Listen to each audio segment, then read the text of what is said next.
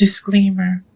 I do not, never have, and never will at all consent to relinquishing, surrendering, abandoning, trading, selling, or somehow being deprived of my birthright to possess and exercise my free will and what effectively becomes the writing and living of the story of my life.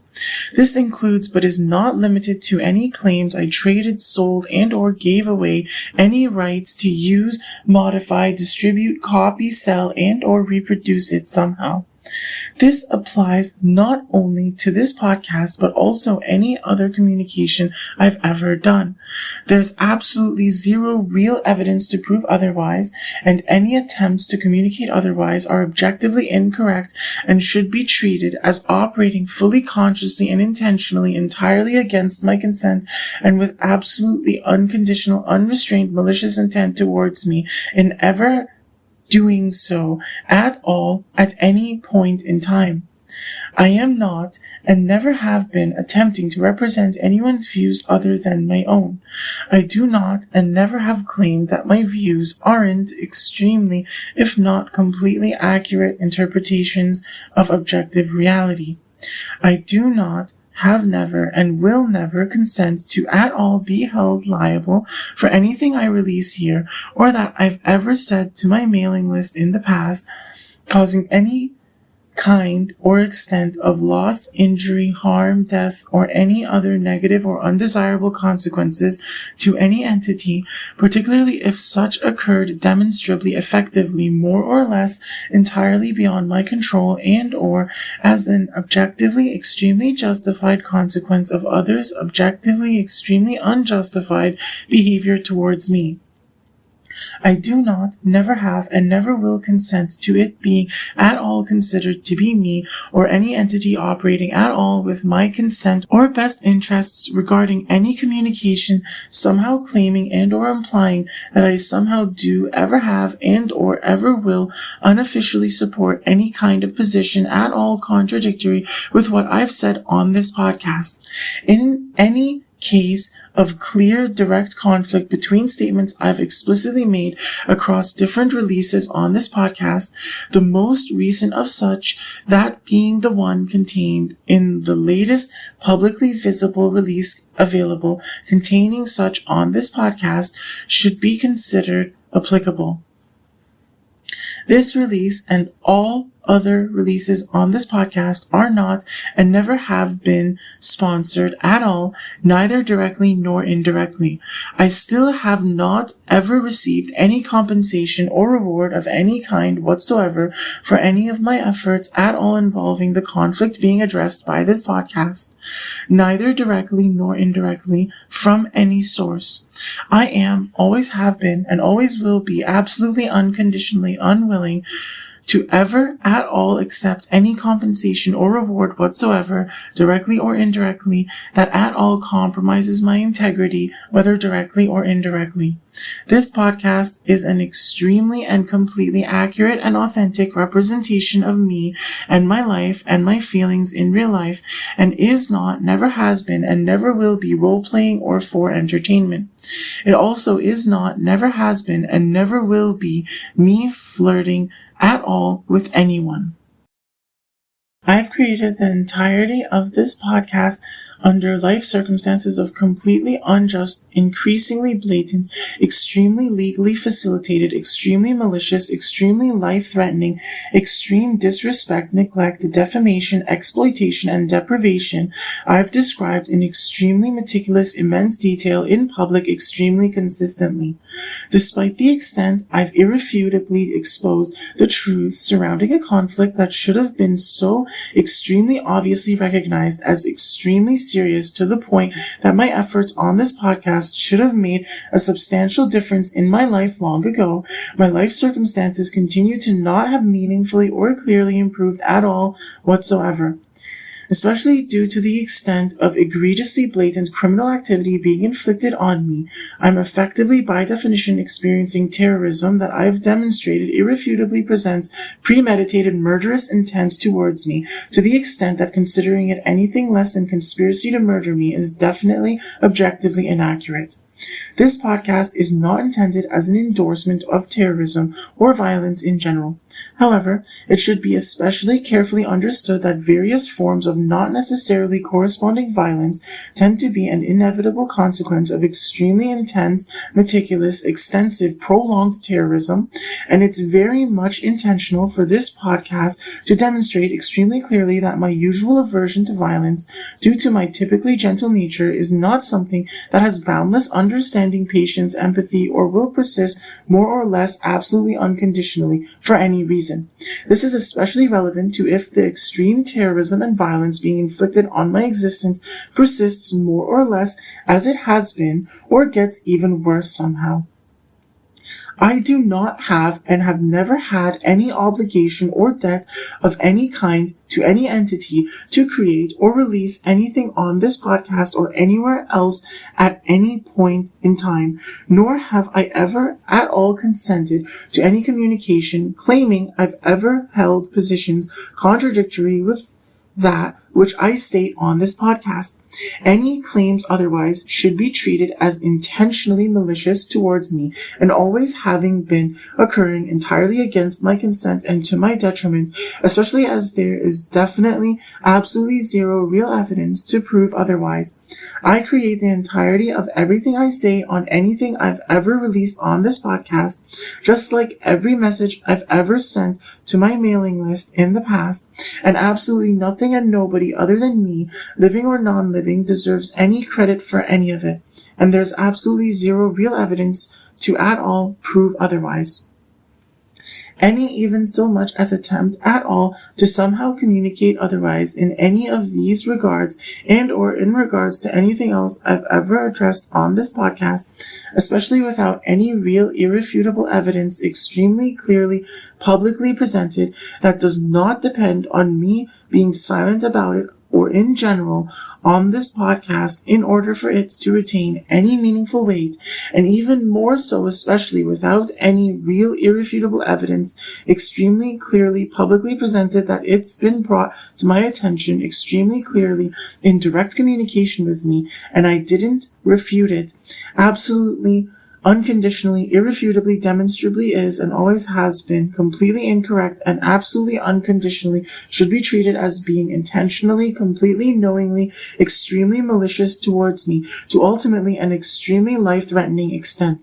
It is very much intentional for this podcast to demonstrate beyond any even remotely reasonable doubt that such is and always has been in reality inflicted on me by others knowingly, entirely against my consent and to my detriment, which has been fully, knowingly, and intentionally sustained with demonstrable premeditated murderous intent to such an irrefutably extreme extent that this podcast serves as irrefutable evidence it should be considered at the very least conspiracy to murder me, if not even more so attempted murder of me by any substantially significant entity involved. I have extremely meticulously saved substantial, further, irrefutable video evidence and documented my perspective on the various increasingly extremely incriminating evidence I've been gathering to further strengthen my case in preparation for suing and pressing criminal charges on both Kimmy and Jamie and likely also others. This extends considerably beyond what I'm including in this release as well. They've been saying some rather blatantly incoherent and grossly inadequate things to attempt to defend or justify their increasingly egregious criminal behavior. So I'm only getting increasingly confident I would absolutely decimate their careers and lives in multiple regards if I was forced to continue this public back and forth, constantly exposing the true extent of crimes being committed against me, which I'd naturally have to be extremely careful with my approach in regards to, since otherwise their immense efforts to attempt to massively misrepresent what's actually happening here might sabotage it all. Like I said in my last release, many subhuman filth I was once close to or was trying to become close to are effectively behaving as nothing short of my worst enemies as they egregiously lie publicly and privately and claim they're loving, caring, or have good intentions towards me. And this extends well beyond just prominent content creators or public figures. But this is especially pertinent in regards to Kimmy and Jamie. Basically, it seems what these criminals have been doing all these years is Kimmy most maliciously exploits my genuine feelings for her, spreads defamation of me through gossip, slander, and libel, likely involving criminal impersonation of me to discredit me so she can destiny swap and attempt to frame me as having done the pedophilic things with Jamie that Kimmy in reality did. Jamie then attempts to impersonate my energy and fraudulently acts like I owe her something or she has some kind of leverage over me because of the state of extreme chaos that Kimmy's extreme criminal violation of my energy leaves my life suffering in. Then, when I obviously refused to go along with Jamie's garbage, Kimmy was misrepresenting me as the type to cooperate with, and Kimmy inevitably gets backlash for her crimes against me.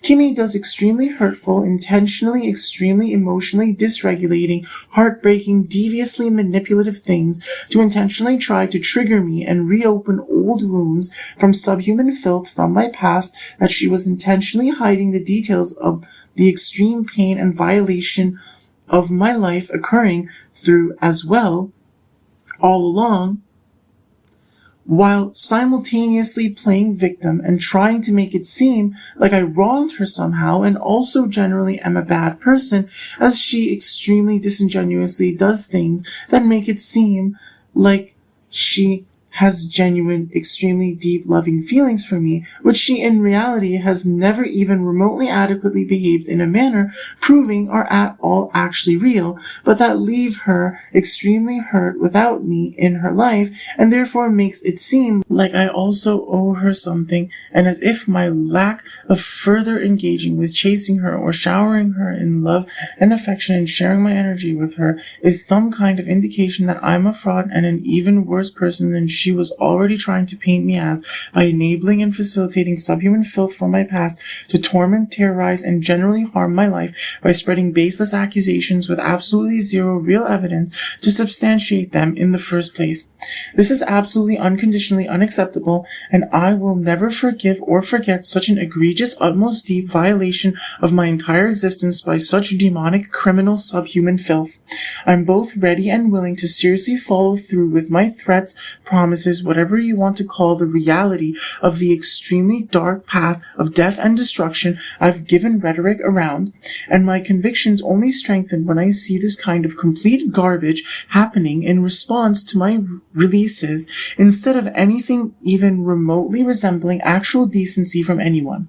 Since the reality of my life is clearly still being egregiously disrespected and neglected in continued efforts attempting to extremely deviously cover up all the crimes committed against me in a manner that extremely deviously attempts to even completely sabotage my ability to rightfully sue and press criminal charges on the massive criminals trying to get me murdered to silence me and cover up their crimes against me, I'm going to make sure I've exposed the truth around what's perhaps the most criminal of further extremely serious, egregious defamation that continues to be inflicted upon me in this conspiracy and attempts to murder me, which once again has always been happening entirely against my consent and to my detriment, which absolutely nobody involved has ever had any even remotely adequate reason to believe isn't the case.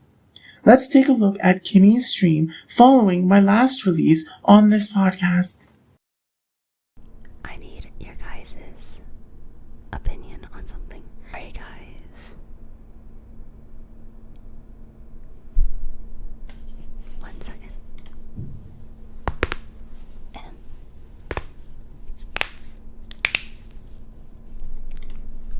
Sorry, I had to go beat someone up real fast. Anyway, as I was saying, I need you guys' opinion on something.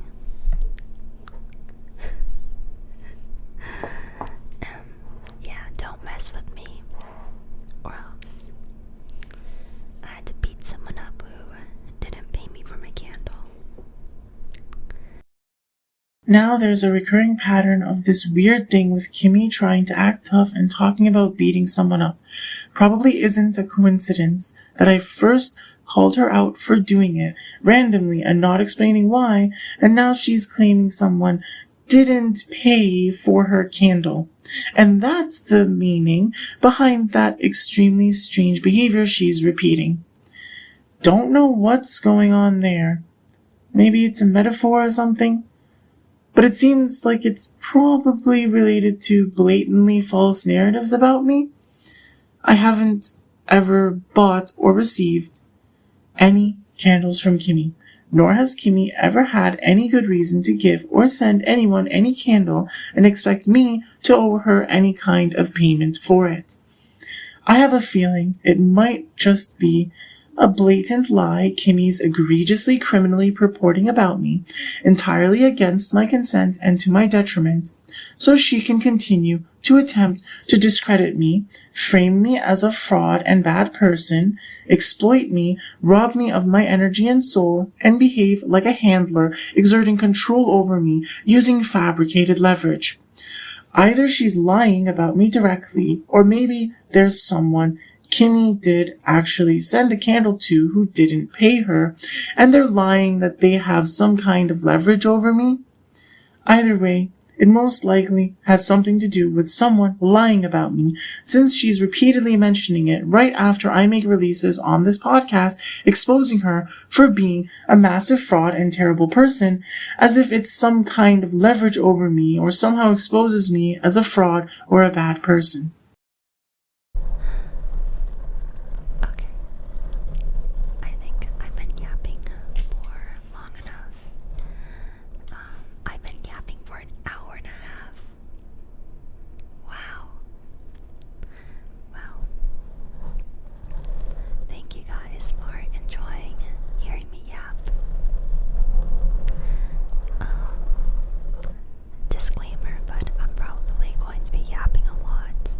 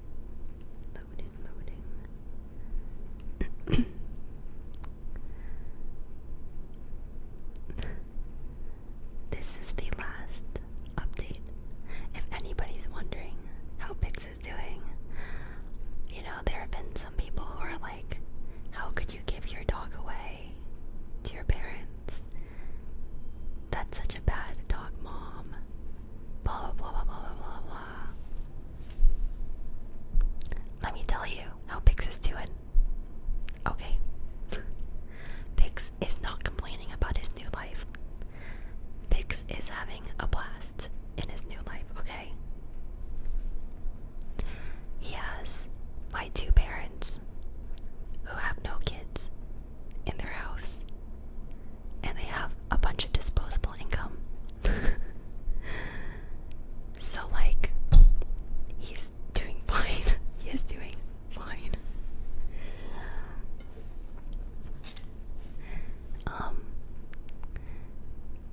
Yeah. But he is the only grandchild that they are getting for a long time. They have like a whole little routine for them, for him as well. They'll like take him out in the morning for an hour, and he gets to run around the backyard. And yeah, they have like this whole little routine for him.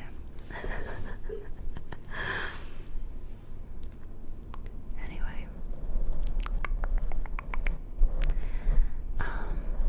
yeah, so Pix is currently at my parents' place. I live in a one-bedroom apartment in Los Angeles, so it is just not ideal for owning a dog. And I would have made it work if I didn't have my parents, but since I do have my parents who have like a perfect house for him, I'm like, you know what? You know what? I think this is a good decision. Really strange usage of disclaimer there. I've been paying attention, and Kimmy's used the word disclaimer more in the last month, immediately following the last release I made on this podcast, than she has probably in her entire career prior. Probably some kind of egregiously criminal defamation she's been exploiting in regards to some kind of weakness in my last disclaimer. She's going to be yapping a lot this year. She seriously thinks she can lie her way out of this instead of being anything even remotely resembling an actually decent person to me? It seems that not only does Kimmy lack any semblance of real decency or respect towards me, but she also extremely severely lacks basic common sense as well.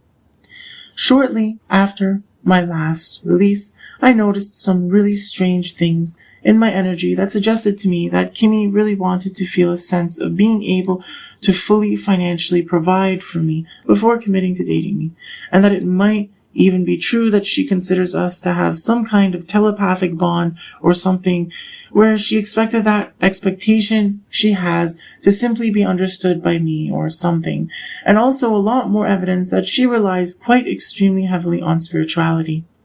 I don't and have never wanted Kimmy, Jamie, or anyone else to behave with any belief that we have any telepathic bond, particularly through readings from anyone.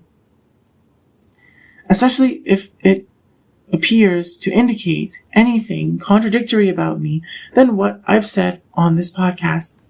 Regardless of your identity, I cannot be held responsible for any harm that may occur to you if you neglect my saying so. Also, I saw reason to believe that either a family member or close family friend of Kimmy's was threatening to expose Kimmy for something big shortly after my last release.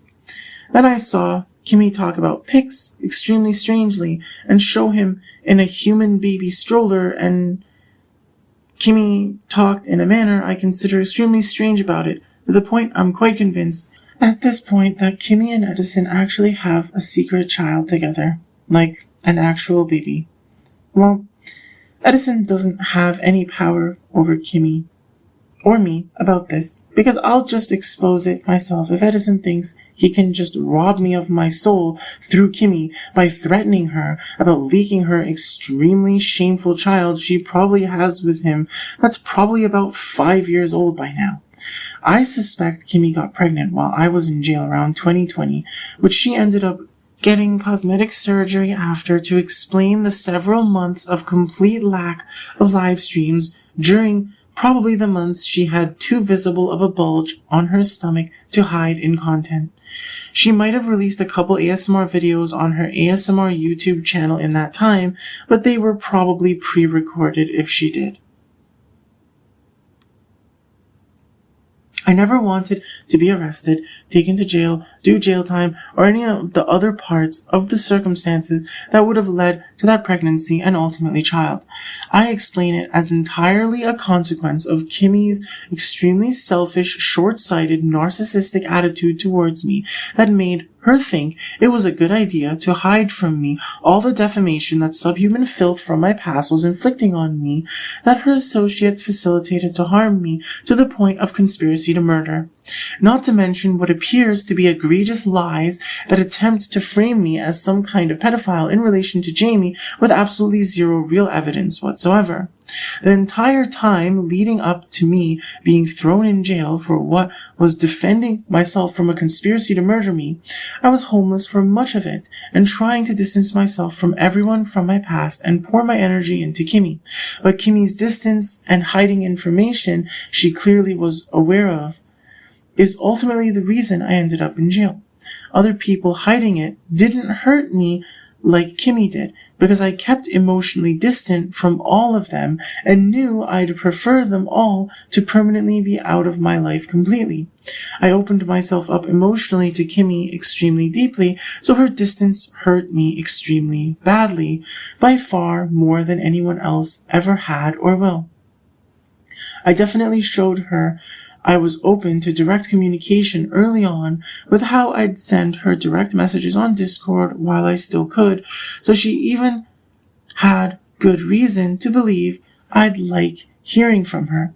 If she'd ever even once seriously hinted to me that I had some extremely unhinged narcissist stalker claiming she was my ex or trying to fix our connection or something to Kimmy and her friends behind the scenes and making my efforts pursuing Kimmy look like a complete joke and some kind of extremely shameful, disgusting, disingenuous business endeavor at best, I never would have ended up in jail and Kimmy never would have had a child she probably secretly doesn't even really want. And there's absolutely no real evidence whatsoever to even remotely seriously prove otherwise. Instead of being honest and fair with me and helping me heal and move on from the subhuman filth, trying to keep me stuck and miserable in life, Kimmy only made everything much worse by trying to completely destroy my life with lies of me having some kind of pedophilic involvement with Jamie. So it's not my fault and not my responsibility at all if even worse things happened to Kimmy than just her having a child with someone she never should have. And Edison's attempts or hopes to push me towards Jessica out of some kind of hallucination that I need to feel insecure about any anger I've shown towards Kimmy, or anyone else for that matter, or any kindness I've ever shown anyone in general, is also only going to end up a catastrophic failure, so he should really stop being so stupidly confident in it. I don't care if Kimmy would have to get divorced to be with me properly. I don't care if she has a child with Edison. It all doesn't matter. I mean, obviously I don't consider it ideal, but it was never going to change my position. I genuinely don't care if Kimmy's family despises me, if Edison despises me, if Leslie, Jamie, and or any of Kimmy's other associates absolutely despise me. I mean, they already clearly do, effectively. If Edison's secretly married to Kimmy, I guess he doesn't really care that I'm going to sue and press criminal charges on Kimmy, and in that case, also him.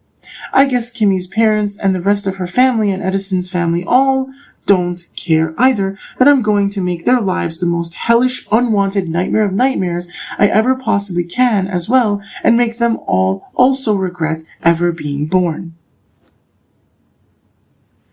Clearly, Kimmy and Edison don't actually have a good relationship and shouldn't be together. Clearly, Kimmy's attachment issues, commitment issues, and general mental illness means nobody would ever be even remotely as good a partner to her as I would. Well, if she even really wants to live at all in the first place, that is, I guess. But I'm actually so goddamn done trying to give good advice to subhuman filth that never listen or respect me at all, and then worrying about problems that aren't mine and caring so much about garbage that never really gave a damn about me at all and don't show any even remotely genuine desire or willingness to ever actually be even remotely decent to me even now. I'll just become their worst nightmare they clearly all deserve.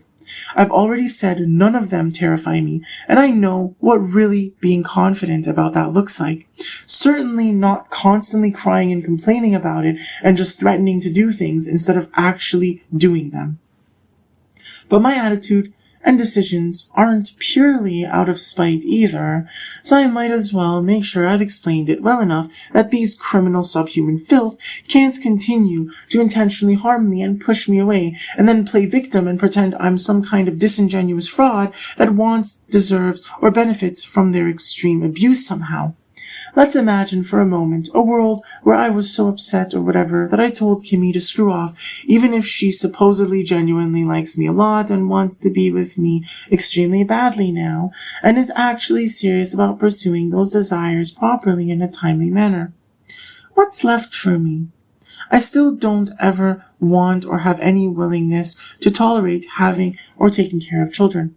I also have absolutely zero desire or willingness to hide that from anyone and won't ever see even just messing around with it as some kind of at all romantic and or somehow attractive thing, no matter who does it or why.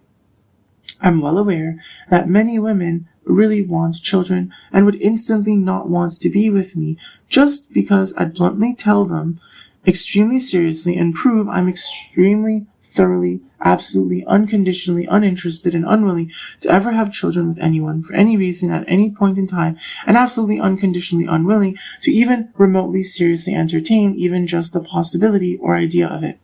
That means that even if you consider Kimmy a massive slut and whore, and probably rightfully so with how I've seen her behaving so far all these years, well, still the only women I'd really ever have trying to get at me are pretty much exclusively going to be whores or women with a whore-like mentality anyway.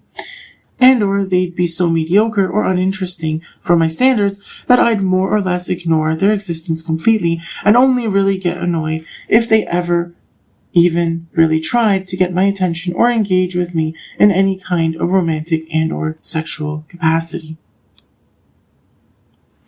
That's not even some depressed mindset or something. It's literally just being aware of reality extremely clearly, especially in a society demonstrably as disgusting as I've personally experienced the reeking dumpster fire Earth is to have. Besides, I'd never want to be with someone else when I know I'd be fantasizing about how incomparably sexy Kimmy's body is to me every day anyway.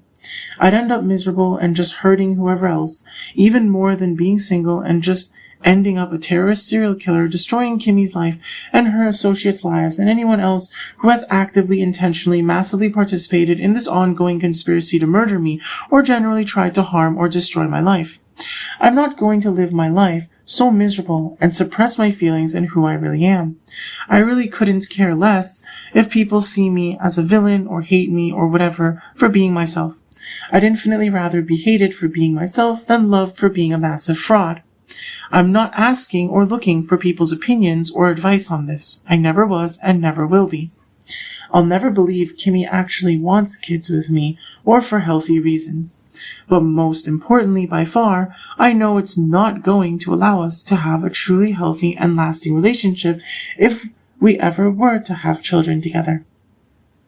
Which is how I'd prefer it anyways, because like I said, I never wanted kids with anyone anyways, so having abundantly good reason to ensure whoever I'm with can't try to demand it of me or force it on me ever for any reason at any point in time through any means is an ideal dynamic for me. Clearly, Kimmy has either already had a child with Edison and or been communicating to people that there are many other people she'd sooner have a child with ever than me. And either way, I'd be extremely stupid to ever trust her if she ever tried to behave otherwise after how clearly, obviously, extremely reluctant she was to behave even remotely decently towards me all this time, and seemed all too happy to be extremely heavily involved romantically and or sexually with so many other people the whole time I've been in her life to this day. I never wanted or needed to give full trust to any potential partner anyways, so I have no issue with knowing I can't give Kimmy full trust ever. I don't, never have, and never will expect full trust to what is effectively a stupid extent from her either. I have absolutely no hesitation or reservation to publicly and privately extremely clearly state and insist on proving that I'd seriously leave Kimmy immediately and destroy her life and start following through with my threats of going down an extremely dark path in life if she ever were to get pregnant and not immediately get an abortion moving forward. So she'd be extremely stupid and in a manner I find utmost undesirable and unpleasant and unbeneficial to me if she ever at all doubted that or behaved as if it's desirable or beneficial or appealing to her to cause that kind of damage to our connection and subsequently my life as a whole. If she has a child already, then that should be the only child she ever has with anyone for any reason at any point in time. If she doesn't, then she should just completely forget about ever having children with anyone for any reason, at least unless she wants to have her life destroyed by me absolutely unconditionally. If that's too much of an issue for her, then again, I can just destroy her life absolutely unconditionally as I end up a terrorist serial killer. Like I said, I'm not trying to force her to be with me if she really doesn't want to. I'll just make her extremely deeply regret ever being born to incomparably utmost torment and terrorize me with the prospect of being by far the most dreamy partner I could ever fathom, only to leave me insurmountably miserable and disillusioned from humanity and despising everyone, as I'd have to deal with the unquestionably, absolutely, unconditionally, thoroughly irrecoverable trauma of knowing the only person I'll ever really want to be with will only ever see me as a massive tool. While I'm willing to hear Kimmy out on what she'd want in general and wouldn't be trying to control everything she does in life if we were together, because it'd be counterproductive to having the loving, genuine relationship I've always wanted and been trying to have with her if I was abusive. This is absolutely unconditionally non-negotiable, and I'm saying that extremely clearly and absolutely mean it. I'm saying it before we'd even start dating, so she has absolutely no even remotely adequate excuse to later act like I was unclear or manipulative, or she had any even remotely good or adequate reason to believe I was doing some kind of reverse psychology or something like that in saying this. I've always been extremely consistent in my position on this the entire time I've ever known Kimmy, so it's not like I've ever given her any even remotely actually adequate reason to feel confused about it either. What's important right now is how dirty your ears are.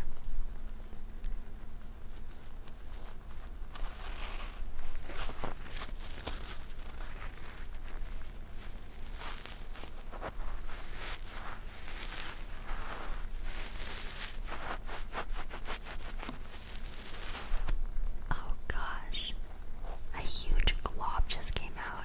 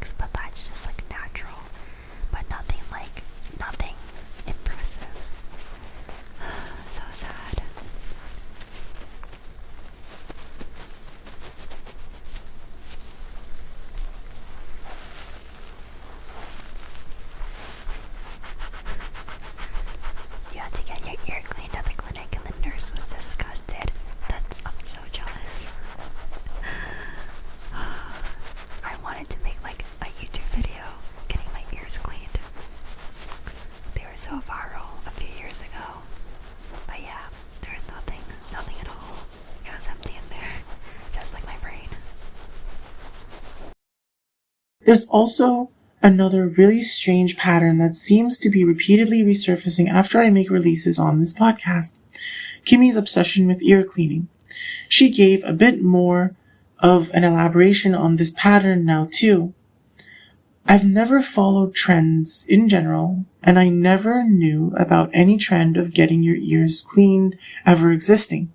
Certainly haven't gotten involved in it myself, nor would I have wanted to.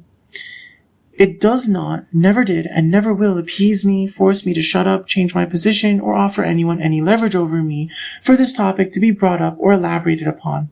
I find Kimmy's obsession with it weird, but it's not like it'd make me not want her anymore.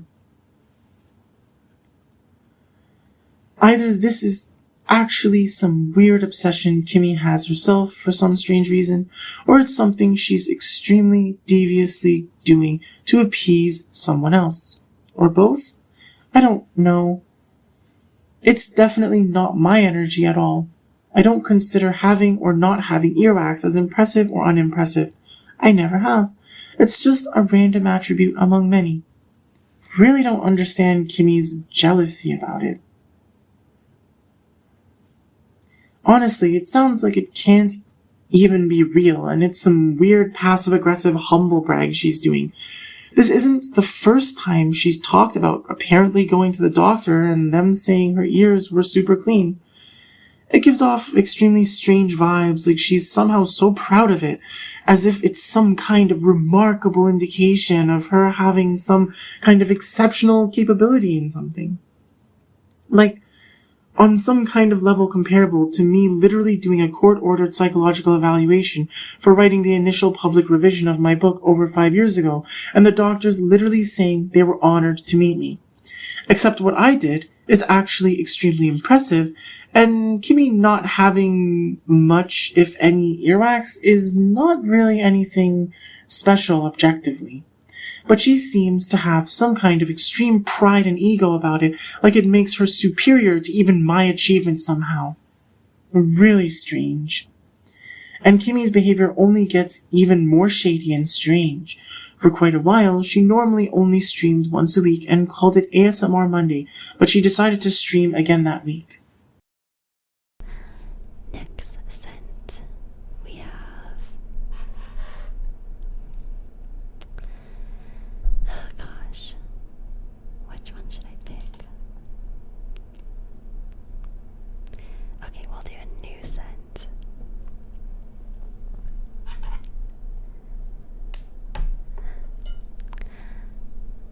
But first, let me ask you guys, how many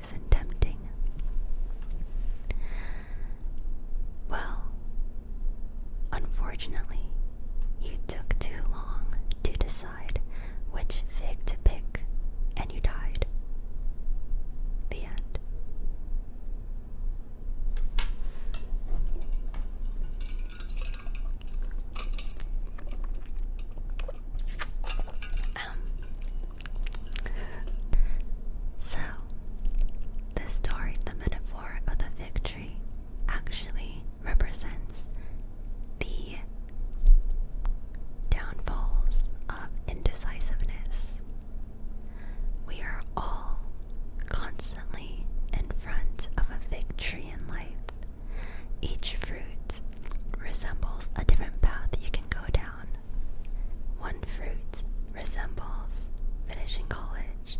The other fruit resembles dropping out and pursuing your dreams. One fig represents staying single and being lonely. The other fig represents committing to somebody and risking having a very stressful life. There are just so many different figs that you can choose, and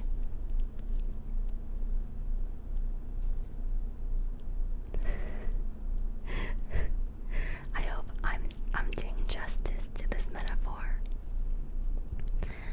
I never really spoke it out to practice beforehand. I just researched it. So I'm sorry if this story does not sound like coherent. Basically, fig trees represent abundance and prosperity, but only if you're able to be confident and choose fruits and accept the paths that those fruits will bring you down, and you move forward with confidence and commitment. I think I'm a Libra. I'm very indecisive. I think a lot of people in this world are very decisive. My friend Jamie, she's a Taurus. So decisive. She basically makes all the decisions in our friendship all the time. So for all my fellow indecisive people, if you don't pick and choose a damn fruit, you're gonna die before ever tasting the juicy deliciousness of fruit. Anyway, that metaphor really spoke to me. And so I made a candle referencing it. I'm literally the most indecisive person I know. The most. Like, I'm so indecisive. Like, you guys probably know this about me by now. But I really struggle with picking the damn fruit. So this candle's gonna serve as a reminder for me to stop overthinking and it's just a freaking fruit. Stop overthinking it. Exactly. This candle is called Under the Fig Tree. It has a craft label. I think it makes it very cozy. The jar is matte black glass with a nice rounded bottom, and it has a wooden wick.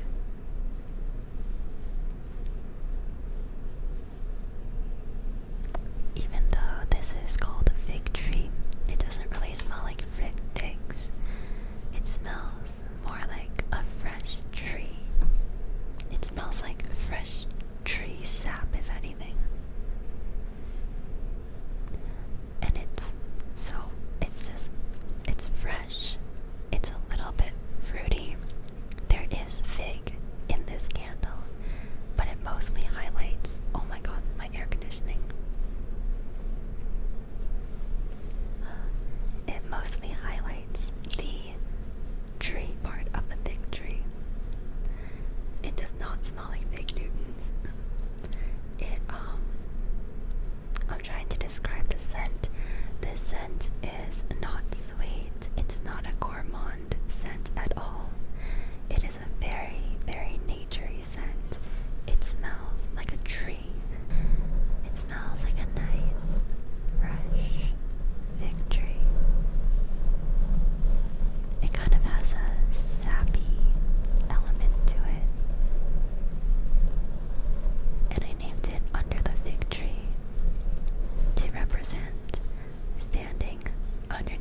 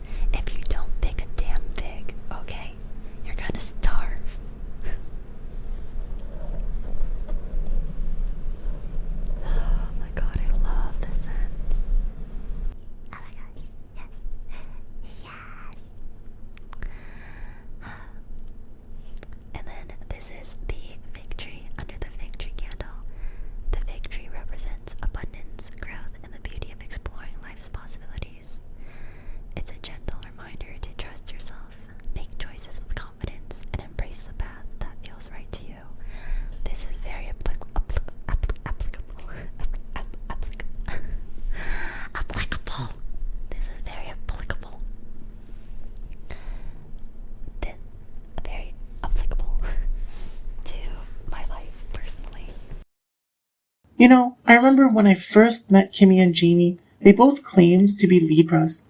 Unfortunately, I don't really have any evidence of that myself, though. It probably has something to do with all this defamation and criminal impersonation and destiny swap garbage people have been inflicting on me. I guess it's a good thing for me that fig trees do not have and have never had any particular significance to me, so I wonder how that's going to affect how applicable Kimmy considers that whole thing to be, especially given how mentally ill I know her to be. But that's obviously not the actually important part there. In Kimmy claiming Jamie essentially has some kind of ultimate authority to make decisions in the connection between them, Kimmy extremely deviously effectively tried to completely discredit and relinquish what is in reality my immense authority over both Kimmy and Jamie, and the reality that I'm the one that has the ultimate authority to make the decisions in any connection I might be perceived to have with either of them in this conflict, as well as any connection they have with each other. Power that I most certainly do not, never have, and never will have any desire or willingness to consent to Kimmy or anyone else robbing me of in the first place, much less to then relinquish to anyone or anything else for any reason. Going off the conspiracy to murder assertion, I'd claim Kimmy fully consciously and intentionally did that to avoid ever taking any real or even remotely adequate accountability and continue to attempt to terrorize my life endlessly by exploiting the feelings for Kimmy I've been saying I've always had, which are the only real reason Kimmy ever had any sense of feeling power over me to begin with. An assertion that only gains substantially more weight if she even once more at all attempts any such a thing after even this release. Even being in extremely life-threatening circumstances and recognizing that extremely clearly as I do on this podcast doesn't mean I'm going to be a coward or I'm surviving at all because of appeasing anyone. I've most certainly never mentioned any of my struggles as some kind of consent to empowering Kimmy, Jamie, or anyone else to pretend like I'm only still alive because of them having some kind of mercy on me. As far as I'm concerned, nobody's having any mercy on me whatsoever, and anyone claiming otherwise is fully consciously and intentionally, blatantly lying entirely against my consent and to my detriment as part of their active efforts participating in this conspiracy to murder me. ASMR is so harmless, so healing, so simple, so effective though, so nice. Sometimes you just want to enjoy some little noises because the world is too loud. Gosh, why is the world so loud?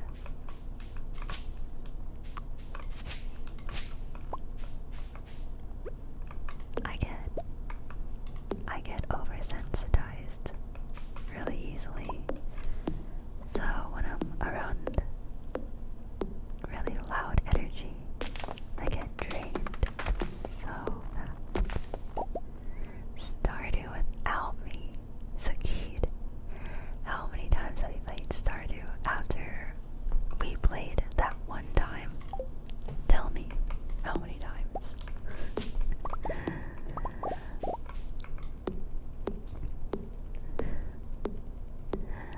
You ditched. Okay, I do remember I wasn't able to play afterwards.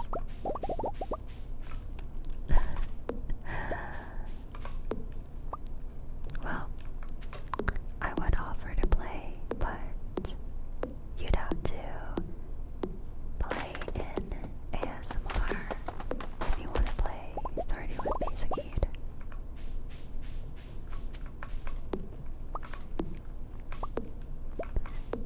If you break ASMR once, you're banned from Stardew forever.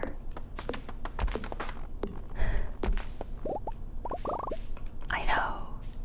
You don't. Okay. To be fair, you don't have a quiet setting, but your voice is actually not very loud. You have a really good voice, and I think you'd have a really good voice for ASMR, actually.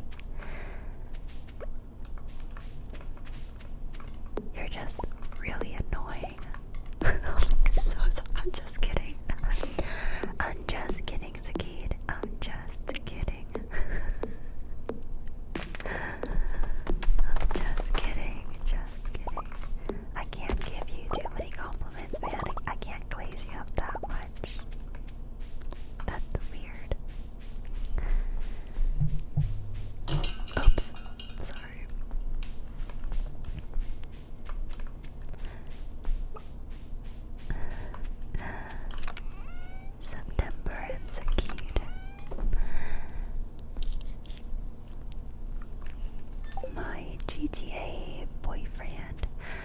That, I can't believe that happened. Man, that was almost a year ago now. Jeez.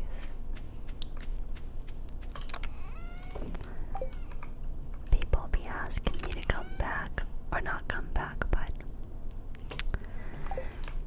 oh god, I'm just so scared to get sucked back into that game. So scared. I'm seriously, absolutely, unconditionally unwilling to involve myself in Grand Theft Auto role-playing, which I feel I should really make sure to make it a point to reiterate, since I've noticed efforts both to drag Kimmy back into it as well as some extremely shady things in my own life that I suspect are people extremely deviously trying to drag me into it, even in recent times. Do not email me strange, shady messages under weird emails with weird names that are probably role-playing and or based on some kind of manipulation leading someone to believe I'd want and or need to respond. There's a reason I've never replied even once, and it's not fear. I'm not an idiot or a fraud. I've already explained that I am not, never have been, and never will be trying to get Kimmy to play Grand Theft Auto roleplaying. I have no interest in it myself, and I do not benefit and never have benefited from anyone playing it. Absolutely nobody at all involved in it at any point in time has ever had any real leverage over me. As far as the guy Kimmy dated as September Foos, even if he's been keeping an eye on every release I've ever made on this podcast, he's a complete joke if he seriously thinks Kimmy and her associates have seriously communicated with him the reality of just what kind of immense, unbelievable effort I've relentlessly, consistently put into my connection with Kimmy the last 8 years, and how many of her associates I've had to tell off and deal with exposing for different things and handling in certain ways so they couldn't sabotage everything I've been trying to achieve. If Edison and Celine couldn't seriously scare, tempt, overwhelm, or somehow else successfully ultimately sabotage me beyond recovery, anyone else that ever thought they had a real chance at something really serious with Kimmy is a complete joke. Anyone who doesn't see that is either extremely heavily unaware of the reality of Kimmy's life, or they're just really stupid. And either way, that's not, never has been, and never will be my problem. Again, I am not, never have been, and never will be flirting or trying to flirt with Jamie through this podcast. But because of Kimmy's egregious criminal defamation of me that attempts to extremely grossly misrepresent the reality of what I've been doing here, and Kimmy's absolutely unconditionally, utterly unacceptable, extremely gross negligence towards the fact that I do not, never have, and never will at all consent to her ever at all inflicting such on me, I've been forced to document further irrefutable evidence of Jamie's increasingly egregiously criminal involvement in this conspiracy to murder me once again. So I had to take a look at the stream Jamie did the next day. Guys, look, this is how I see my chat. You guys are just little balls to me. Yeah, this is like my chat. Guys are tiny little balls. Tiny little balls. Okay, these are a lot smoother for tortilla balls. Hey, you guys are smooth balls. Just like your brain.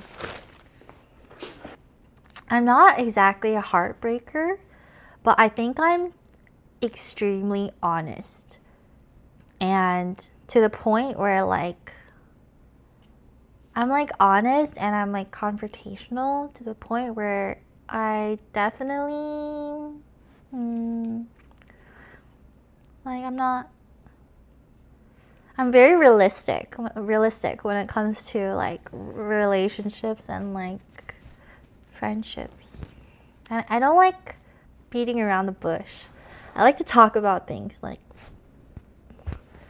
I don't sugarcoat. So to some people, like, it can come off a little like abrasive, but to other people, they really appreciate that trait. Because I'm definitely someone who progresses relationships in my life, like with everyone. I guess maybe friendships is where I might let it naturally take its course a bit more. But I definitely have that, like I like pushing, I like talking about things. I like having someone the same page as me, because for me, like, my intention, no matter what, I don't really date or build connection for codependency. Like, I don't do it for, because I'm like independent, and if anything, like, I don't do it for like any other reason other than connection. So for me, like, honesty and being on the same page with someone is really important, and something that I'm highly prioritize. But yeah, I definitely think I'm the type of person that's like, you'll grow with me in your life, but it might not be comfortable. Like, I'm very, yeah, and like, if someone's, even friendships, like, you know, there's been times where like I'm ready to kind of like, I don't know, I really got over I'm 26, guys. Like, I really got over like he said, she said bullshit. Like, I hate telephone. I hate the, like, within a friend group talking shit about each other. I don't like that stuff. Like, I would much rather gossip about, like, fun things. I don't like the whole, like, hyper analyzing without talking to someone type shit. So for me, it's like, once I got to a point where I was done with that, I'm okay leaving people who are still stuck there. And that's all. But I understand, like, I'm not gonna hold resentment, but I'm gonna leave.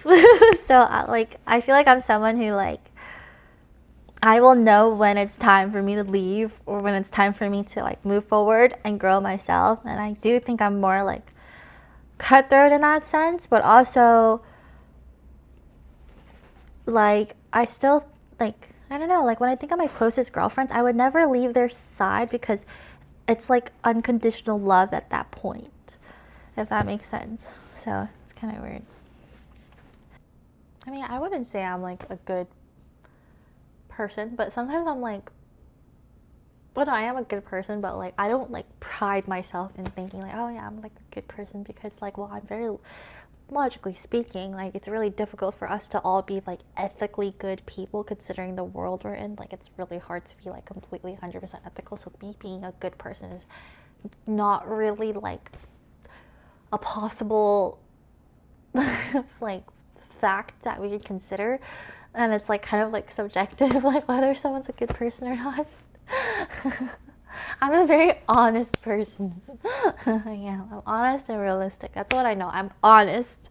I'm honest and genuine. I don't know about good. I don't know about selfless. If anything, I don't know. I don't know about those things. I feel like those are defined per person. But I am honest. And I am genuine. I'm real. Hashtag real. But yeah. I think wording is very important, and I also think I can get away with like this type of mindset because I actually communicate really well. I'm one of the best communicators I know, not just in like friendship or relationship, but also in business. I'm just a really good communicator, and I've been praised for my communication like many times. So yeah, maybe put that shit in ChatGPT and be like, hey, can you make sure this doesn't have like condescending or like egotistical tone to it? Like, I mean, Geminis, okay, this is off of the basis of all the Geminis I know. I don't really know much about astrology, but off the Geminis I know, is it like, I think they can put their heart in for too long for someone, and also their walls up too easily for people they don't have to. I feel like their walls go up when the walls don't have to go up. I don't know if that's a Gemini thing, but that's me judging all my Gemini friends right now.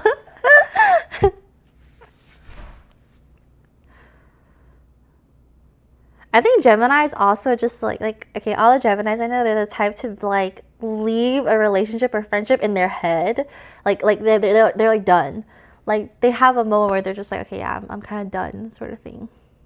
I don't know. I do think like it's hard to open up to someone. I agree with that. And it's actually really hard to find someone that you feel completely safe with to do that with. Like, I really asked myself, like, oh, what am I scared of the most? And I think my favorite trait in myself that I developed was humiliation. Like, just like having moments in your life where you're just like humiliated to rock bottom. Like that type of moment, like it really makes you face like scary things, and you're like, wait, actually, I'll be okay though. I'll be okay. So, yeah. I guess Jamie just really wants to make it so extremely clear she also extremely severely lacks common sense, along with Kimmy. So I'm not surprised she basically called her entire audience morons. I mean, I guess it's good to have evidence she's exposing herself as a massive manipulator and abuser towards many other people. More importantly, I suspect there's a deeper meaning behind Jamie specifically deciding to call her viewers balls. I feel compelled to mention that it doesn't frighten or benefit or appease me or force me to shut up or change my position or offer anyone any leverage over me. I do not and never have identified with being seen as a ball or multiple balls of any kind by anyone. This may have something to do with someone Celine was quite seriously romantically involved with in the past who goes online by the name of Balls. Well, I've never been romantically and or sexually involved with that dude, nor wanted or tried to, nor have I ever actually been involved romantically and or sexually with Celine, nor wanted or tried to. Since I remember that their relationship seems to have ended not very long after Celine tried especially hard to ruin my life and sabotage all my efforts in the past, I feel compelled to mention that I've also never been trying to hurt either of them, nor have I ever actually done anything wrong to either of them.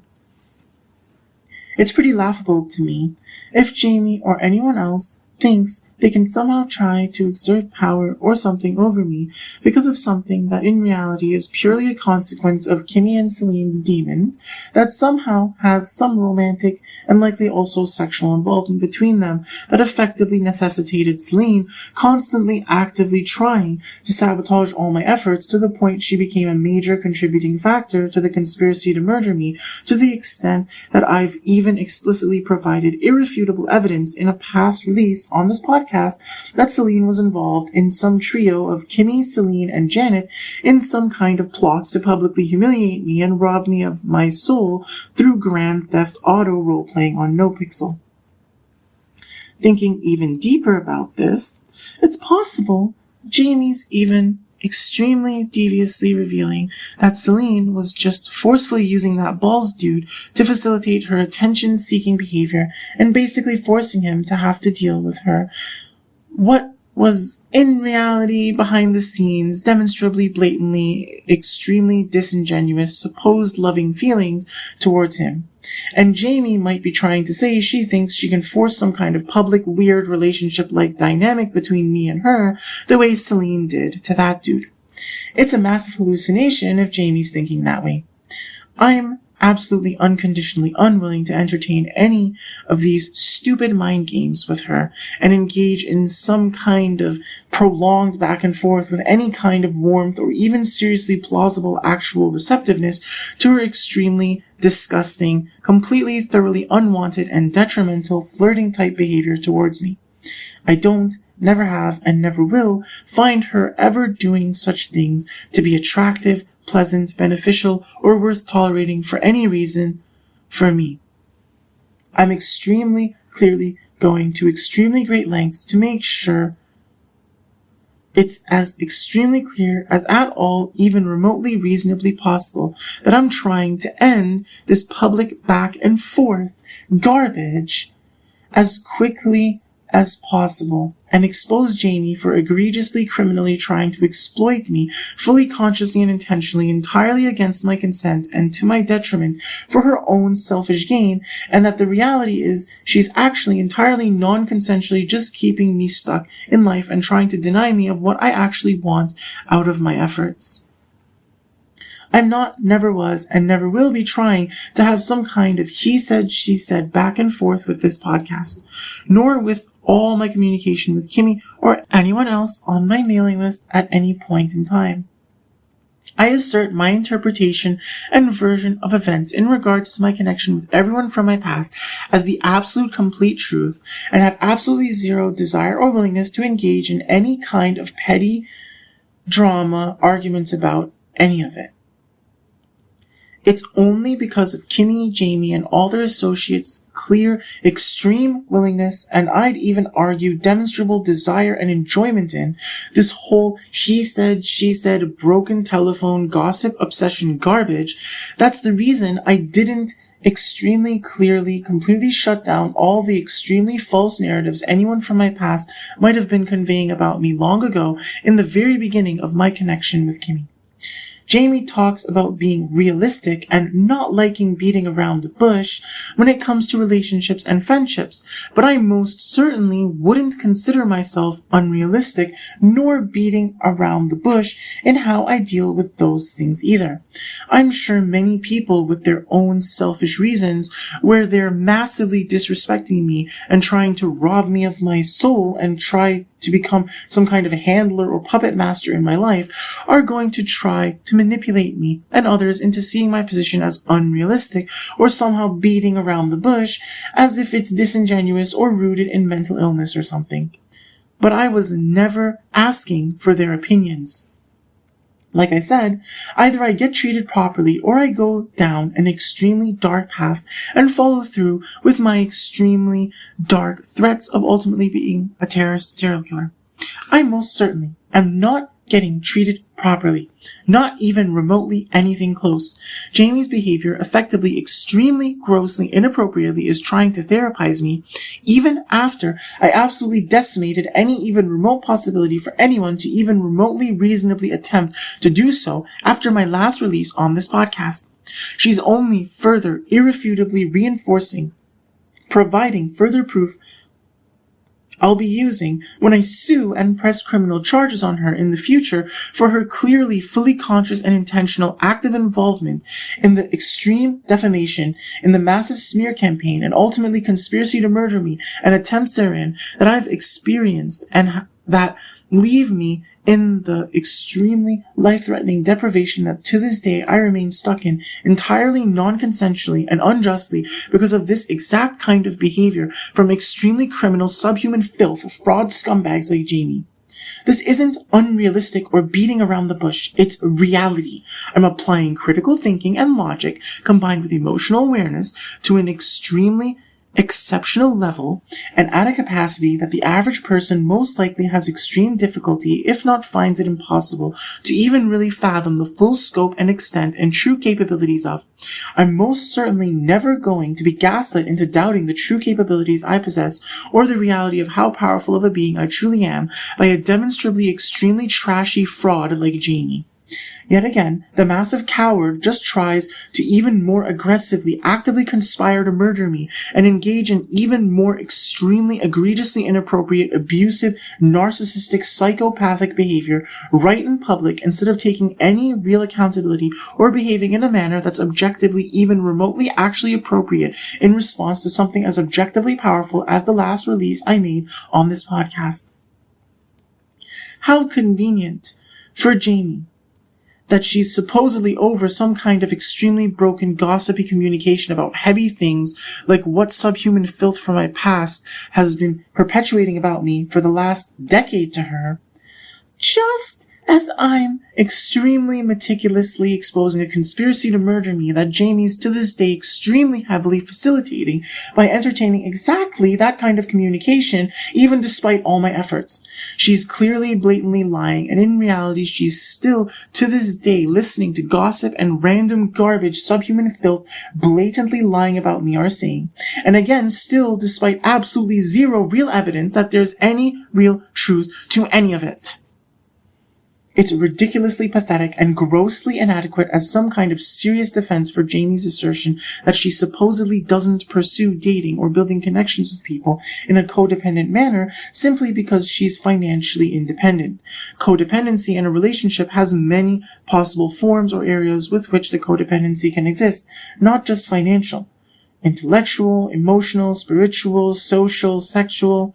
It's extremely grossly disingenuous for Jamie to act like she'd never pursue or entertain codependent relationships simply because she doesn't desperately need to depend on someone else for financial support. Also, it's highly questionable if the reason she's even financially independent in the first place isn't largely due to her pursuit of really unbalanced codependent narcissistic relationships she's been inflicting on multiple victims that she ultimately exploits to monetize them somehow to establish that financial freedom or independence for herself.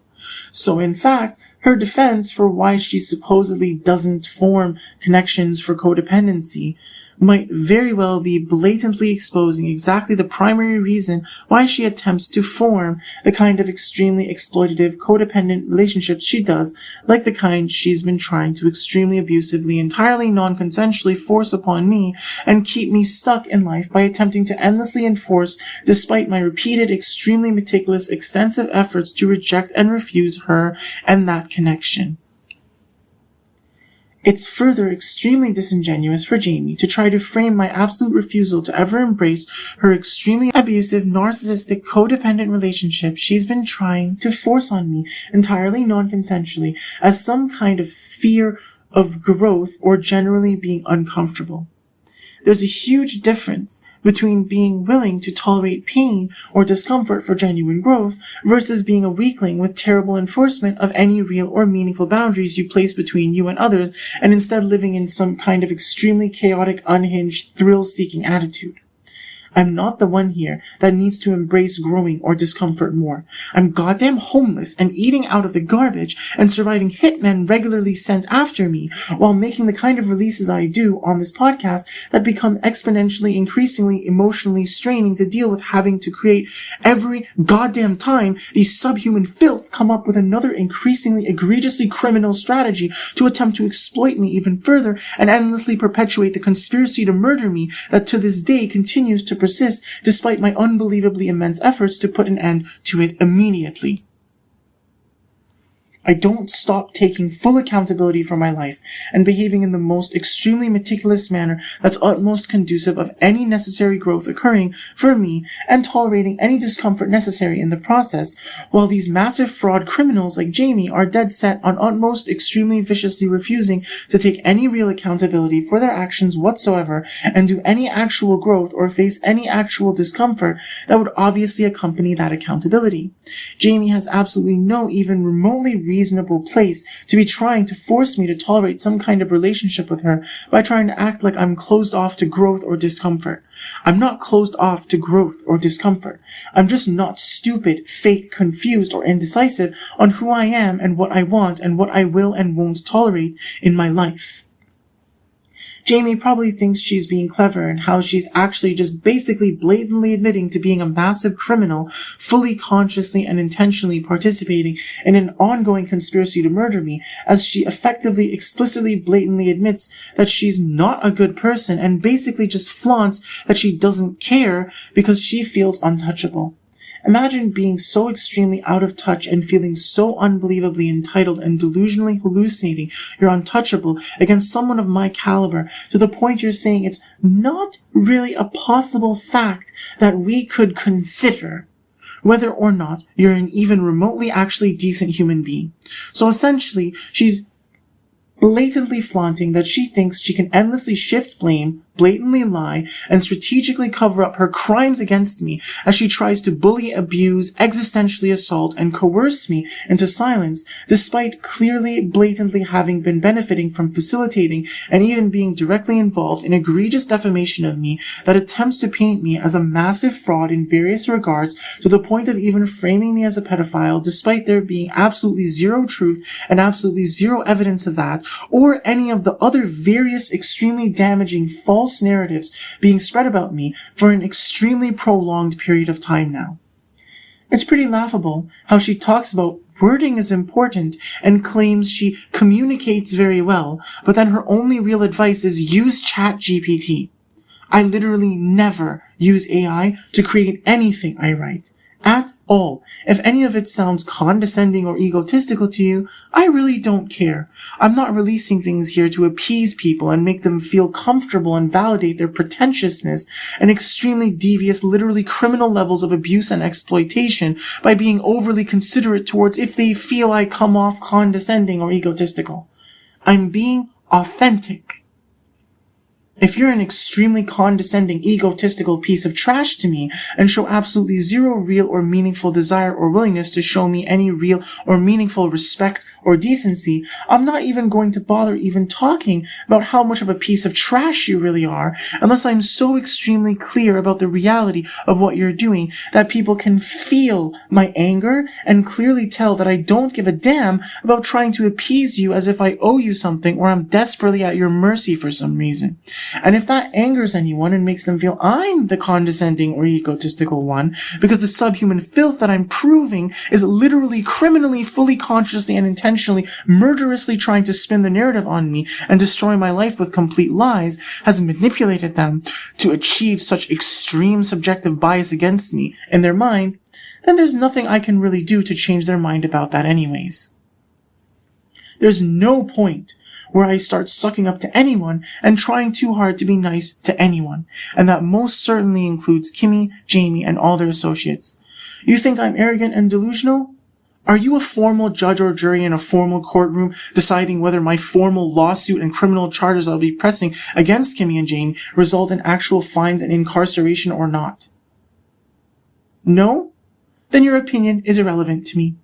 You might as well be nothing.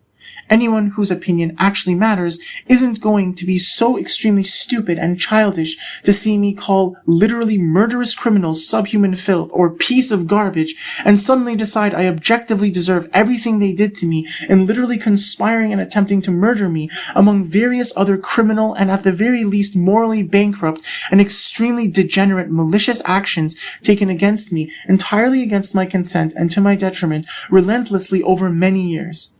And I know that very well.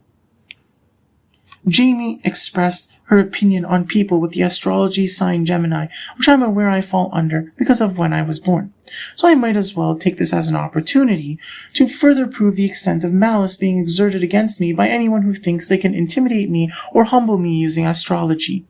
I know astrology is often used in certain forms of spirituality, so this probably has something to do with people that abuse that by trying to destiny swap with me and force the burdens of their bad karma onto me and frame me as some kind of shady person that's been misleading people through exploiting knowledge of their attention to spirituality and inclination to attempt to read into energies that they're dealing with that somehow might have been forcefully intertwined with mine against my consent. Regardless, I don't consider myself to have put my heart into any connection for too long, nor to have my walls up too easily for anyone, and I can explain why very easily. As far as claiming I put my heart in too long for someone, this could be a reference to that subhuman filth I knew in high school that's been lying for years that she's been trying to make things work between us, and that we've even dated before when all that couldn't be further from true, and it also could be a reference to Kimmy. I didn't make an error in how I dealt with either of them, at least as far as I'll ever be concerned. In the case of the former, I had no real way of knowing what she was doing for a long time because of how garbage everyone I was once close to has proven themselves to be to me. And I still have no way of knowing exactly how severe it is, even after I've learned about it with absolute certainty.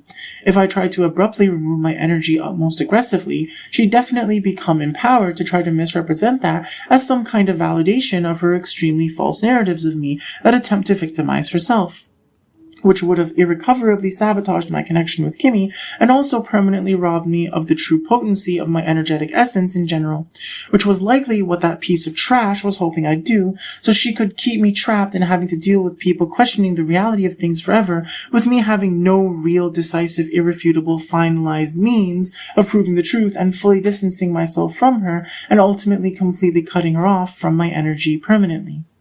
This means that extremely strategically giving her chances, while it made things more difficult for me and was more painful, ultimately was the most intellectually and emotionally intelligent and powerful thing for me to do. This way, I've ensured that not only will that subhuman filth have to face the full extent of her bad karma for all the wrongs she's done to me directly and to others through me entirely against my consent, but also that I'll never have any regrets about how I dealt with her, and I'll never really have mixed feelings about completely removing her from my life permanently and successfully escaping from the extremely negative energy and accompanying massive conflict she tried to trap me in forever. In the case of Kimmy, like I said, I'd already invested myself in the kind of connection I'd wanted with her since the beginning, and I still don't regret it.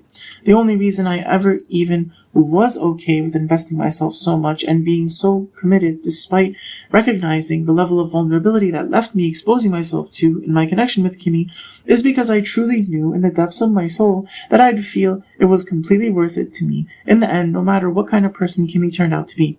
Not because Kimmy or anyone else ever intended it that way. I calculated so that I'd still be sure to end up feeling that way, even if I had to work against everyone to achieve that.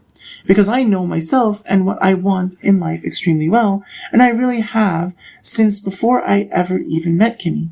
She really is and always has been that attractive to me, and that really is as significant as I've been treating it to be when considering the totality of the world and how society works and what I want out of life and what kind of women I'd have trying to be in my life, being who I am and everything.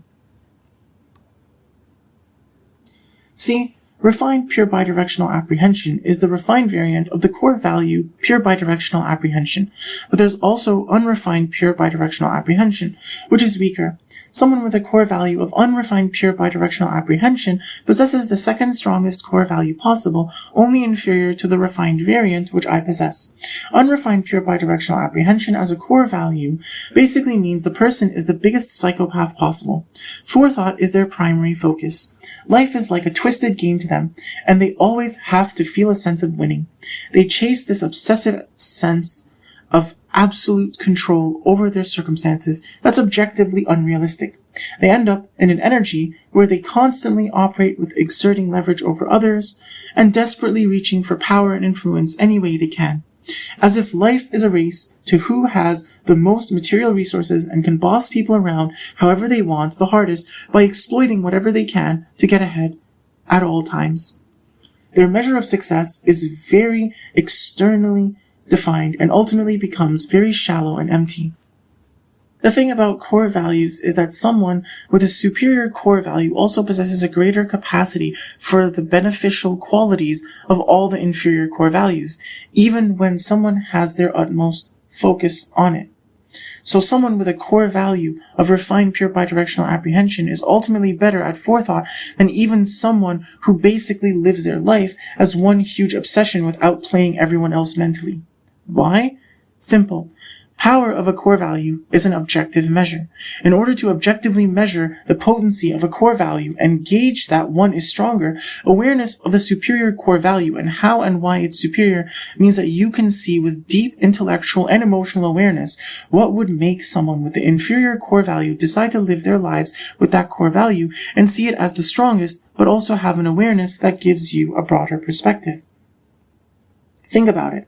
If you knew with absolute certainty exactly why a certain way of thinking was superior to the one you're currently applying in how you live your life, and you knew exactly what you needed to do to live your life in a more empowering manner that would bring you greater fulfillment, pleasure, satisfaction, happiness, whatever you could want in life, wouldn't you just instantly accept thinking differently?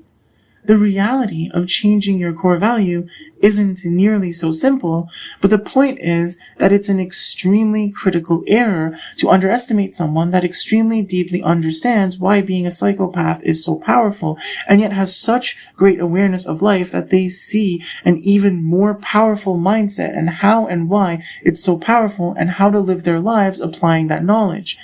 Imagine seeing such a person as naive and stupid for not choosing to be a psychopath instead. Words cannot accurately convey the kind of mistake you'd truly be making in treating them like an extremely naive idiot, yet that's precisely how Kimmy and her associates have chosen to deal with me. To this day, they clearly look at me like I'm some pretentious prick that thinks I'm all that, or whatever, projecting their arrogance onto me and thinking that because I talk how I do, I'm an egotistical idiot full of myself. If they didn't, they wouldn't still be trying the garbage they are, like Jamie thinking she's humbling me by trying to tell me I put my walls up too easily for people I don't have to and all that. But when I see someone's involved in a conspiracy to murder me, put my walls up too easily? Right. I don't resonate at all with Jamie's conclusion about Geminis, and I really don't care what anyone has to say about any zodiac sign in general. At least certainly not to the extent that it'd ever appease me, force me to shut up, change my position, or offer anyone any leverage over me. I only continue to get more and more irrefutable evidence that Jamie's trying to abuse and manipulate me into living a life that I'd never want and certainly don't deserve. Accepting what she's saying forces me to take on the burden of all kinds of crimes and faults that in reality I have absolutely no real involvement in or fault that I should have to shoulder the burden of carrying forever having occurred. She's trying to act like I was looking for guidance or advice from her, or trying to humble me as if she can have me begging to get to date her or apologizing or something for pushing her away, when in reality, all any of such implications are is a massive insult and existential assault attacking me and trying to discredit everything I've been saying and doing and how hard I've been working for so long to improve my life and cut out truly extremely toxic negative influences and energies trying to trap me into endless struggle I don't want, need, deserve, or actually benefit from at all. I agree that it's extremely difficult to find someone you feel you can completely open up to. In fact, if you're at all reasonably intelligent, and especially if you're someone with any really significant influence in the world, it's not only difficult, it's literally impossible. And you shouldn't be looking for it either, because it's effectively absolutely unconditionally detrimental for you to even attempt to ever feel completely safe opening up to anyone. The amount and kind of enemies you'd have, and the amount of incentive they could try to offer someone, or the amount of pressure they could try to apply to coerce, tempt, or somehow control someone to basically sell you out or massively compromise your power is far too much of a risk for it to ever really be worth it. I already knew this before I ever met Kimmy. I already lived my life applying this in everything I did all the time. I haven't been looking for someone I feel completely safe to open up to. I've been looking for someone I feel shares enough in terms of common interests and desired lifestyle, who is extremely physically attractive to my tastes and willing to extremely thoroughly sexually satisfy me better than anyone else ever really could, and not make me feel bad for liking her as much as I do and wanting and having sexual intimacy with her as much as we'd be having it. I'd obviously want to have and put effort into achieving a generally pleasant atmosphere and attitude between us at all times, whether we're being sexually intimate or not. But I wouldn't want or expect to give or receive complete trust from anyone ever. Even Kimmy, in an ideal scenario where she opened up and was willing and accepting and capable of pursuing and embracing the relationship that I've always wanted to have with her.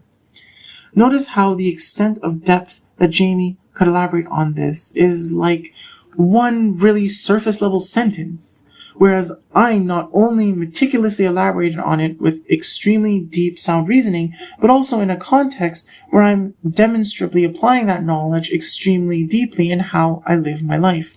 This is an extremely critical differentiation in terms of determining who really is the one teaching who, or who really is the one in power here. Jamie obviously knew not to easily completely trust people long before she even knew of my existence. So I'm not trying to take credit for foundationally teaching her that, but the point is she's the one trying to act like she's the one in power in this conflict, and she's somehow teaching me things or in some kind of position to humble me, while in reality I'm objectively continually proving she's increasingly extremely pretentious and incoherent in her attitude and behavior towards me and this conflict. Let the record show I've provided irrefutable evidence of this to such an extremely meticulous level of detail. Jamie explicitly mentioned being humiliated to what she described as rock bottom and facing scary things.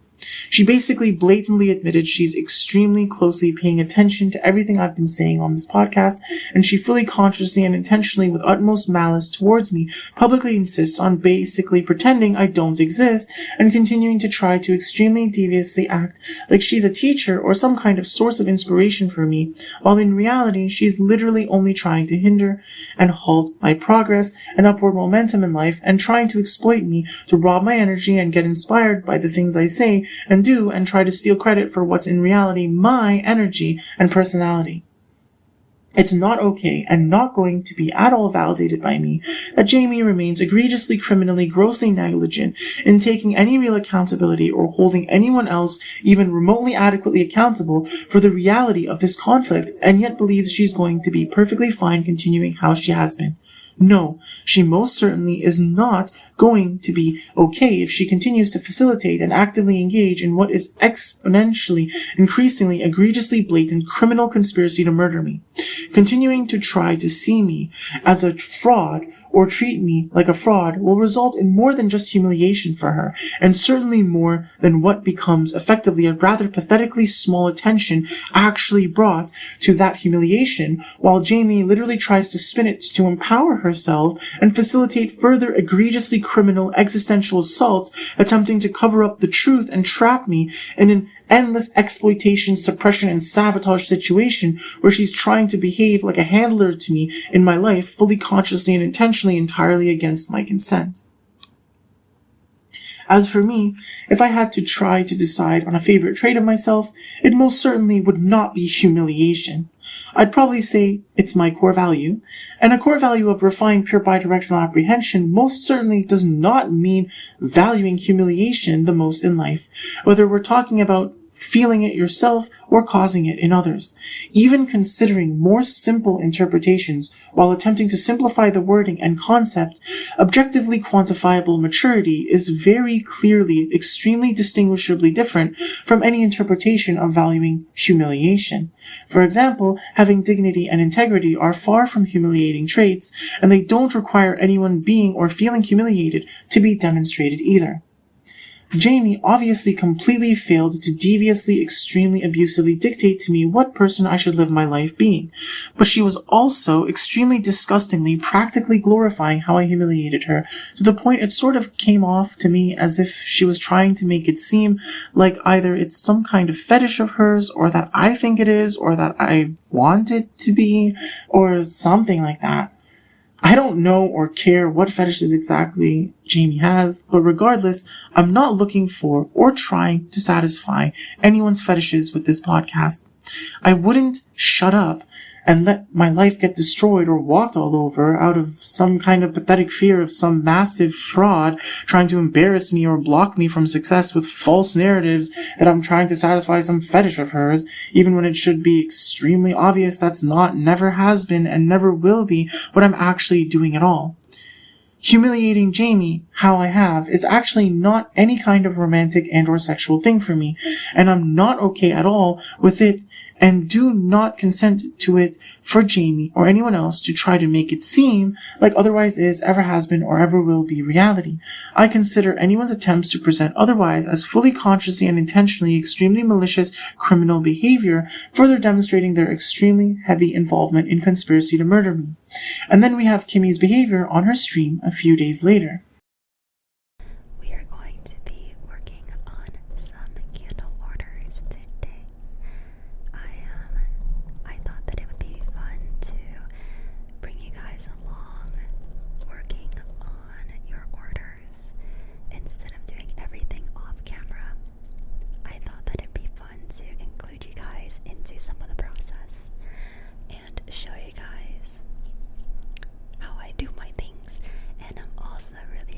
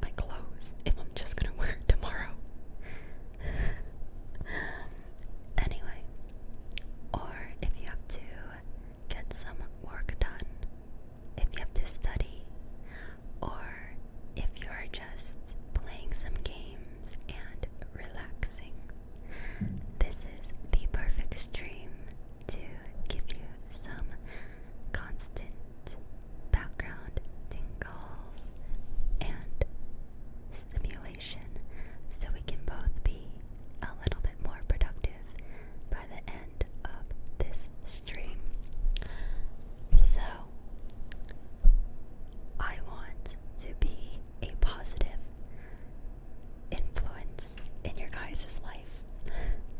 I want to help you get some work done. So,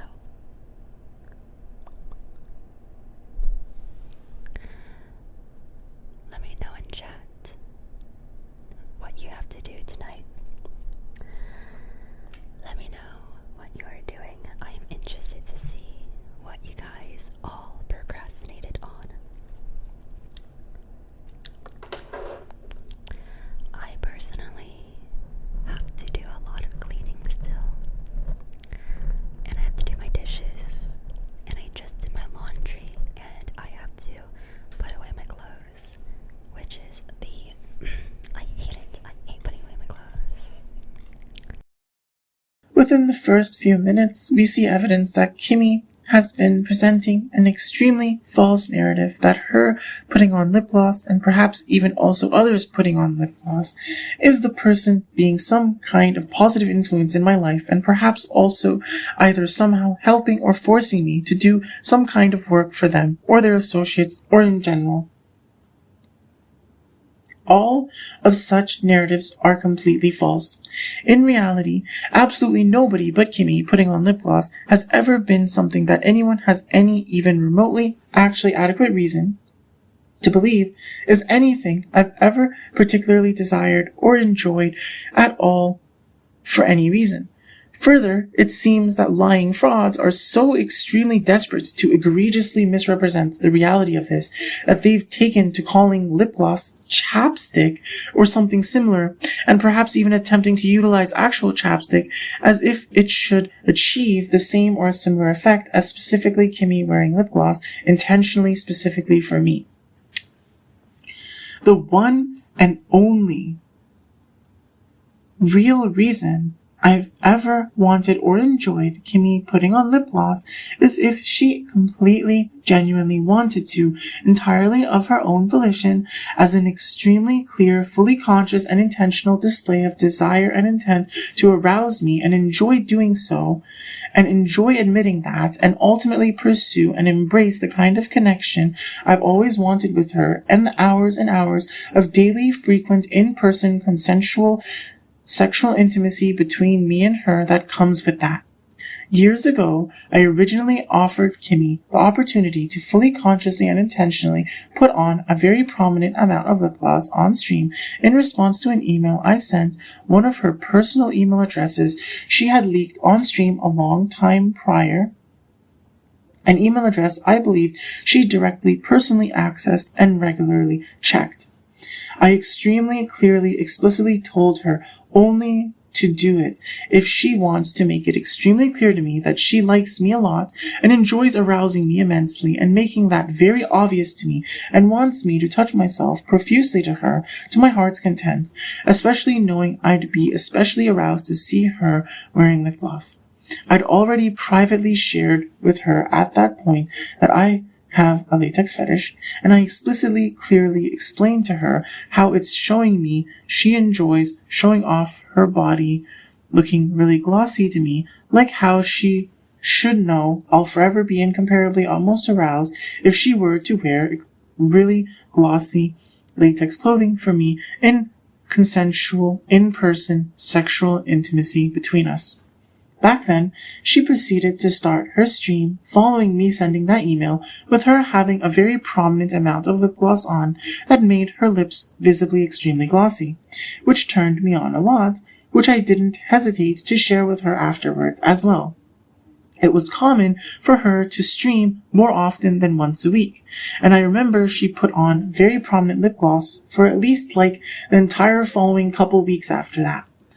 That was one of multiple things Kimmy's done over time where she basically desperately begged me to believe her feelings for me are real and that I shouldn't give up on her at times where I communicated to her that I really felt like I was just being annoying and extremely stupid and creepy and should have just immediately completely stopped and cut her and all her associates out of my life completely permanently and just focus on video game development and starting my own business instead. Over time, Kimmy's tried to turn this into something very far from what it really is, trying to act like putting on lip gloss gives her leverage over me or something. But in reality, I have absolutely no obligation to Kimmy or anyone else to give them any information or show them any kindness or mercy or do any work for anyone as a result of anyone wearing lip gloss, chapstick, or anything else on their lips. In reality, Kimmy wearing lip gloss, how she has recently, while saying she's doing it because she wants to be a positive influence or whatever, is her effectively, fully consciously and intentionally, extremely desperately begging for my attention and for me to believe she genuinely wants to pleasure me extremely extensively, sexually, in person, in precisely the manner I've been repeatedly, extremely clearly communicating to her would be utmost incomparably satisfying for me, and that I always have wanted and always will want literally more than anything else in life. It's her basically extremely desperately begging to be practically commanded by me to promptly comply and immediately start directly communicating with me and dating me one very last time before I actually completely lose all faith in humanity and absolutely unconditionally seriously end up a terrorist serial killer that rightfully, ultimately, absolutely decimates every aspect of her existence and makes her extremely deeply regret ever being born. At least that's what she should know if she's not just being exceedingly, unacceptably, extremely delusional and malicious towards me.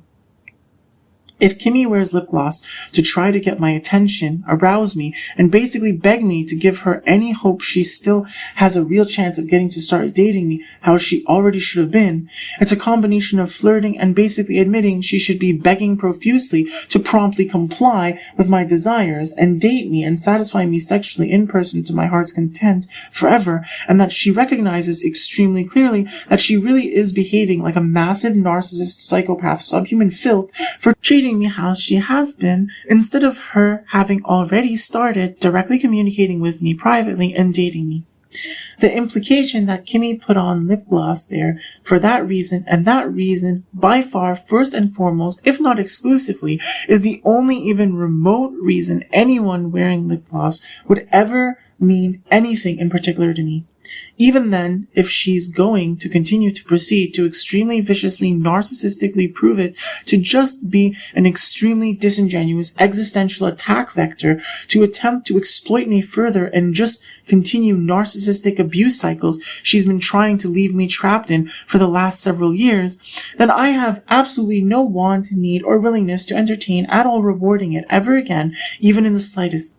As far as anyone else wearing lip gloss, chapstick, lip chap, or anything else on their lips ever for any reason, just know any energy or for whatever reason, notion or belief you might ever have that it at all appeases me, forces me to shut up, changes my position, or offers anyone any leverage over me ever at all is completely false. Absolutely unconditionally. I, of course, knew better than to waste any time or energy showing Kimmy any kindness or warmth in response to what she did. So I just kept focusing on my own life while maintaining my boundaries. Then I noticed Jamie's falling stream had some extremely shady things in it that clearly attempted to further push extremely false narratives about me yet again. You know what I realized? Okay, this is my learning.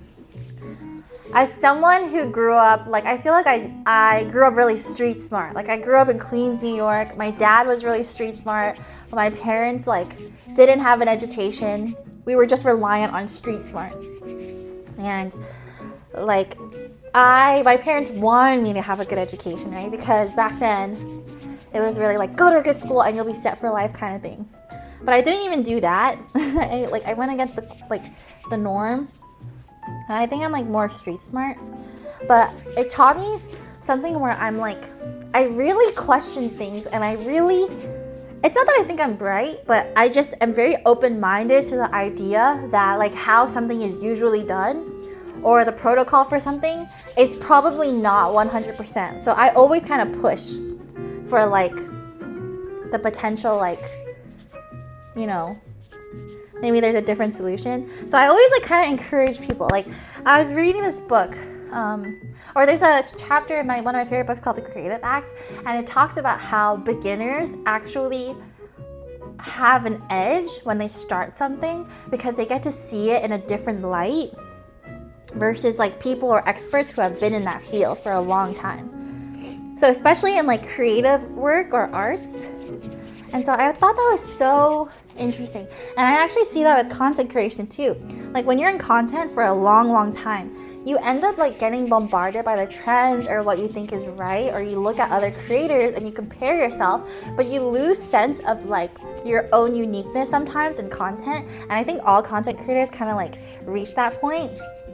But when you first start content, it's like, I always tell you guys like, oh, you should try starting new things, because when I see people first start content, they're working on a blank slate and it's so amazing to witness like what they come up with. So I don't know, I just like the idea that like beginner's mind is so powerful. But yeah, I would say I'm generally more risk-taking for sure. I don't know or care if Jamie apparently always tells her audience to try starting new things. I most certainly did not start this podcast out of any guidance from Jamie or anyone else. Anyone at all claiming or attempting to communicate otherwise is a liar, and there's absolutely zero real evidence otherwise. This podcast is the result of being unbelievably, egregiously, criminally disrespected, abused, exploited, neglected, and abandoned by anyone and everyone ever at all significantly close to me. Without exception, it's something I came to the conclusion was necessitated entirely on my own, through guidance of only my own intuition, and as a literal matter of life and death, as I saw such frequent attempts made to send hitmen after me, and such egregiously criminal defamation being blatantly publicly perpetuated about me, that I realized there was no other approach to my life that could even realistically, possibly, seriously prevent me from having my soul extremely brutally, completely robbed from me permanently, and me being left very likely eventually getting murdered by hitmen being sent after me time after time, because criminals have clearly been trying to cover up their massive crimes against me. I certainly have not ever felt encouraged by Jamie or anyone else, either for that matter, to pursue content creation, or even defend my life in general, for that matter. Even now, Jamie is egregiously criminally attempting to present extremely false narratives publicly, fully consciously, knowingly and intentionally, entirely against my consent and to my detriment, for her own selfish gain, which she's fully aware necessitate me to perpetually, actively suppress my authenticity if I were ever willing to go along with them, to absolutely no real benefit to myself, or at least certainly none I'd ever really enjoy or want. Although I'm sure she must be trying extremely hard to paint a very different picture of things, I'm definitely, absolutely, unconditionally never going to allow that or cooperate at all with it, and anyone at all attempting to communicate otherwise is egregiously, criminally, fully consciously and intentionally involving themselves in a conspiracy to murder me moving forward, and I most certainly will be suing them and pressing criminal charges on them if I ever learn of their involvement. I want it extremely clearly understood that there are absolutely no alternative solutions to this conflict if Kimmy is seriously, absolutely, unconditionally, effectively closed off to prompt compliance with my demands for direct communication and clearly embracing irrefutably evident, intense, warm, loving, intimate feelings and sexual desires from and towards me. There's absolutely no amount of presenting false narratives or aggravating me, or attempting to emotionally dysregulate me, or tempt me with random garbage that's ever going to change this reality. It doesn't matter how tempting or appealing or beneficial or whatever you think whatever you might have to offer is. I seriously, sincerely couldn't care less. My dignity, integrity, and soul are not, never have been, and never will be for sale at all. Jamie's not being creative or finding a different solution by making continued attempts to paint extremely false narratives about me and act like it's even remotely appropriate for her to behave as if she or anyone else has any real leverage over me, or the ongoing egregious injustice being inflicted on me is even remotely justified or deserved or wanted by me. She's just increasingly, extremely blatantly proving just how deep the extent of her criminal involvement in the conspiracy to murder me really is. I'm not, never have been, and never will be interested in Jamie's excuses, whether it's about getting bombarded with trends and comparing herself and losing uniqueness or otherwise. I myself will never be making any such excuses. I see things that perhaps could end up being trends, but I have absolutely no interest in going along with any of them if I feel it's at all inauthentic to what I genuinely want to involve myself with. I only ever even consider comparing myself to others on an absolutely bare minimum as needed basis, and never from a place of jealousy. I've never gotten caught up in comparing myself to others, and when you're someone as skilled and capable of and willing to focus on anything you really want, like I am, you naturally find it rather easy to avoid ever ending up obsessing with comparing yourself to others, because it's natural to just put your energy into improving yourself and doing things that make you feel better about yourself if there are places you feel lacking. I disagree that every content creator would reach a point of losing a sense of uniqueness, because that sounds like it would equate to selling your soul, and not every content creator has to sell their soul. I agree that most of them certainly appear to. It seems rather clear to me that I'm one of extremely few that actually genuinely haven't sold their soul. But I couldn't care less if Jamie or anyone else thinks selling your soul is inevitable. I have absolutely no want or need to follow any of Jamie's advice, nor advice of anyone else who has sold their soul. If you've sold your soul, you don't possess a life I wish to possess, no matter what your life looks like. I go by the saying, don't seek or follow advice from anyone who doesn't have the life you want to have. And guess what? I don't see anyone in the entire world who does exist or has ever existed that has the life I want to have. Perhaps more importantly to explicitly mention is that my life is not a goddamn show for Jamie to be entertained by seeing she feels it's amazing what I come up with, or whatever. I don't give a damn how Jamie sees what I'm doing, and I certainly don't appreciate her constantly getting in my way and forcing me to have to deal with her garbage dialogues that she's trying to rob me of my energy and soul by exploiting my responses to, while she's acting like she's some kind of inspirational force to me or something. There's no reason why I couldn't talk about my life or my perspectives on things in circumstances that aren't so extremely brutal and literally life-threatening as what I'm being forced to endure in this conspiracy to murder me, whether I get to be with Kimmy or I have to live knowing there was nothing I could have really done to prevent never having my dream life with her, as I'm effectively forced to decimate her life absolutely unconditionally because she refuses to behave even remotely sanely or decently when it comes to me. Instead of either outcome occurring, I'm just constantly forced to deal with this extremely screwed up energy where Kimmy's goddamn dangling supposed feelings for me, or desires, or intentions, or capabilities to ever even remotely, reasonably, quickly, or adequately reciprocate supposed feelings for me, but never seeing anything even remotely, actually even resembling sincerity in that. And also, never seeing any real result or benefit from continually exposing the truth of what's really been happening to me, and how I've been getting egregiously criminally exploited and abused and had various egregious injustices inflicted on me by everyone I've ever been at all significantly close to in my life. I couldn't care less whether or not Jamie supposedly likes the idea that a beginner's mind is powerful. I'm not maintaining my position because I question if Jamie has any ability to appreciate that I'm an intelligent, capable, powerful force in the world. She, just like many of the other subhuman filth egregiously, criminally disrespecting and neglecting me, and basically trying to pretend I don't exist as they do the bare minimum to attempt to justify and cover up their active involvement in conspiracy to murder me, clearly recognize the true power I hold and the reality of my personality and how I'm actually simply a better person than them, and they must also know that anyone that actually got to be around me while I'm in a good mood and not in a state of egregiously criminally life-threatening, unjust, undeserved deprivation would see I'm rather pleasant to be around and very likely might enjoy being around me a lot more than being around any of them. And even if not, the thing is, I really couldn't care less.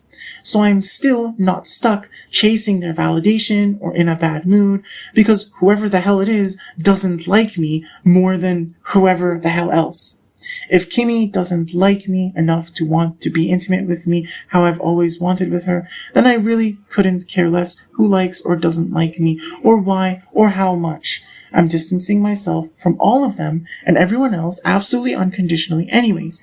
I'll just focus on becoming the terrorist serial killer that society is forcing me to become by having enabled Kimmy to betray me so egregiously criminally, and especially to this day, continuing to facilitate her to play victim and shift blame onto Jamie and others, and somehow always justify continuing to egregiously disrespect and neglect me, and ultimately conspire to murder me, and neither promptly comply with starting to date me, nor promptly have her life completely destroyed, and face public broad humiliation and cancellation for her entire life actually being completely destroyed, as it should, for her being such subhuman filth if she really doesn't want to date me and be genuinely good to me.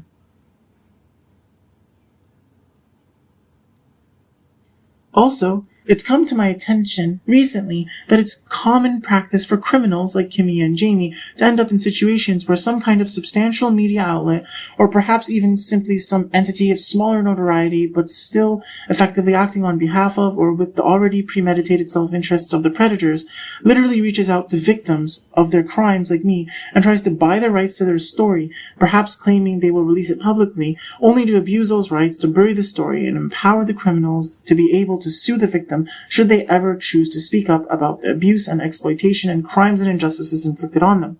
I want it known that I've never approached or been approached by any person or entity of any kind that has ever offered me any kind of clear or at all evidently serious kind of compensation of any kind in any way, shape, or form for the rights to the story of my life, and that I absolutely unconditionally would never agree to selling it even if I was. Nor will I ever at all consent to or give the right for any person or entity to make the decision to sell the rights to the story of my life on my behalf. I have not ever received and absolutely unconditionally am unwilling to ever at all somehow accept any portion of any funds or other compensation distributed as what is effectively proceeds of crime as a result of any deals or contracts of any kind relating to what would effectively be me selling my soul. Any deals made in contradiction to this are in reality completely criminal and occurred in reality entirely against my consent and to my detriment, and there's absolutely zero real evidence to prove otherwise. Any entity or force attempting to hold me to expectations to honor such criminal contracts or deals or commitments is willfully engaging in an egregious criminal conspiracy to murder me, and I absolutely unconditionally will never cooperate. Okay, see you next week, okay? See you guys next week. We're in a committed relationship now, so you guys gotta see me every Sunday. I don't make the rules. Bye. Bye-bye. Penis. With a condom, because safe sex is important.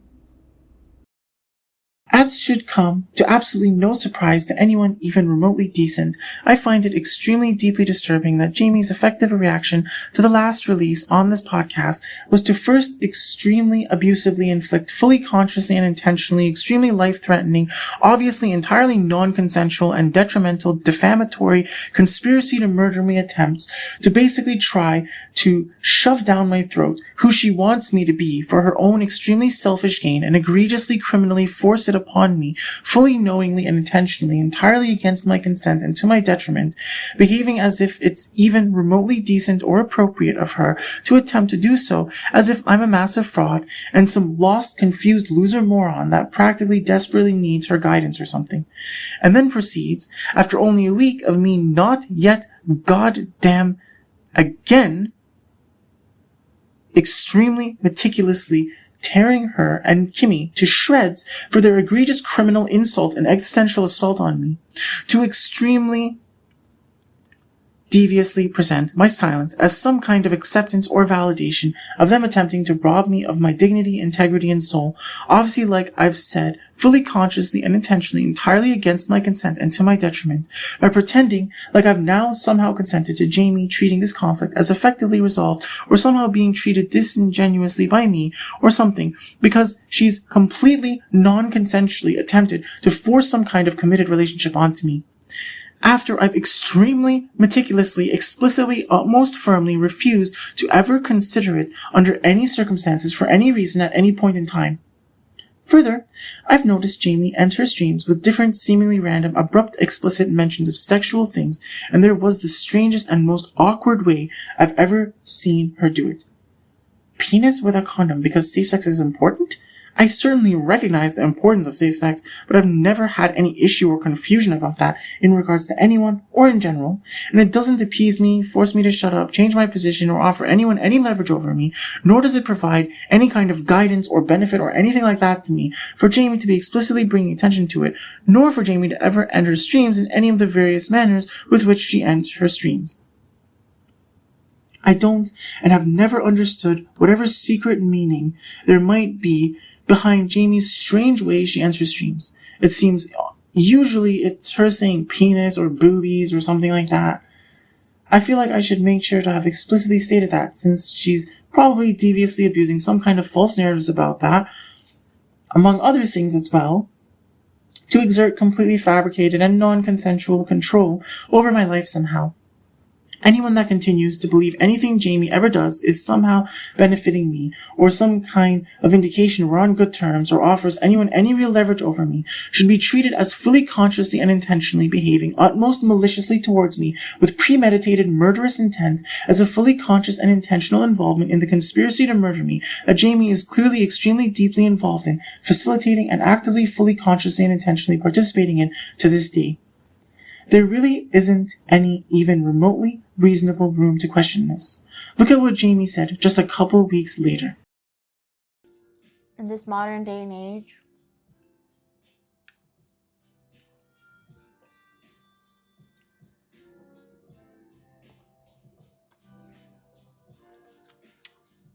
I think some people are in polyamory without realizing it. With all the situationships and stuff, we're in like an era of like non-commitment. I think the only I think for me, when a child comes into the equation, it's different. Jamie's seriously, egregiously, criminally still trying to completely non-consensually violate my energy with egregious lies I extremely obviously do not agree or consent to at all, and never have and never will, and in reality are actually incoherent, irrational drivel. If you look up the definition of polyamorous, you get characterized by or involved in the practice of engaging in multiple romantic and typically sexual relationships with the consent of all the people involved. Let's take another look at the end. With the consent of all the people involved. It is literally impossible to be polyamorous without realizing it, whether because of situationships or whatever else or not. Further irrefutable evidence that Jamie is fully consciously and intentionally, egregiously, criminally, publicly inflicting defamation of me, deviously, and continuing to be entirely held unaccountable and left entirely unpunished by any authority for these crimes beyond me calling her out on this podcast for being the lying piece of garbage she obviously is.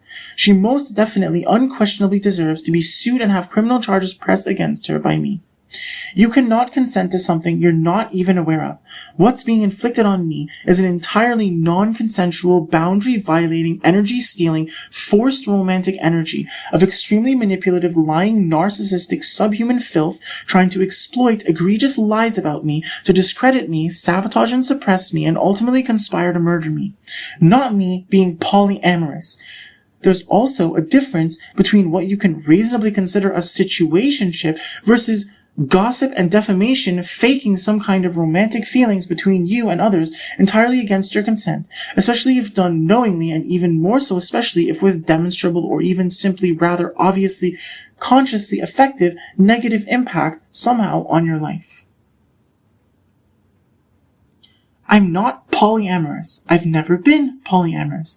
It's utterly incoherent to claim I am, ever have been, or ever will be, while not realizing it.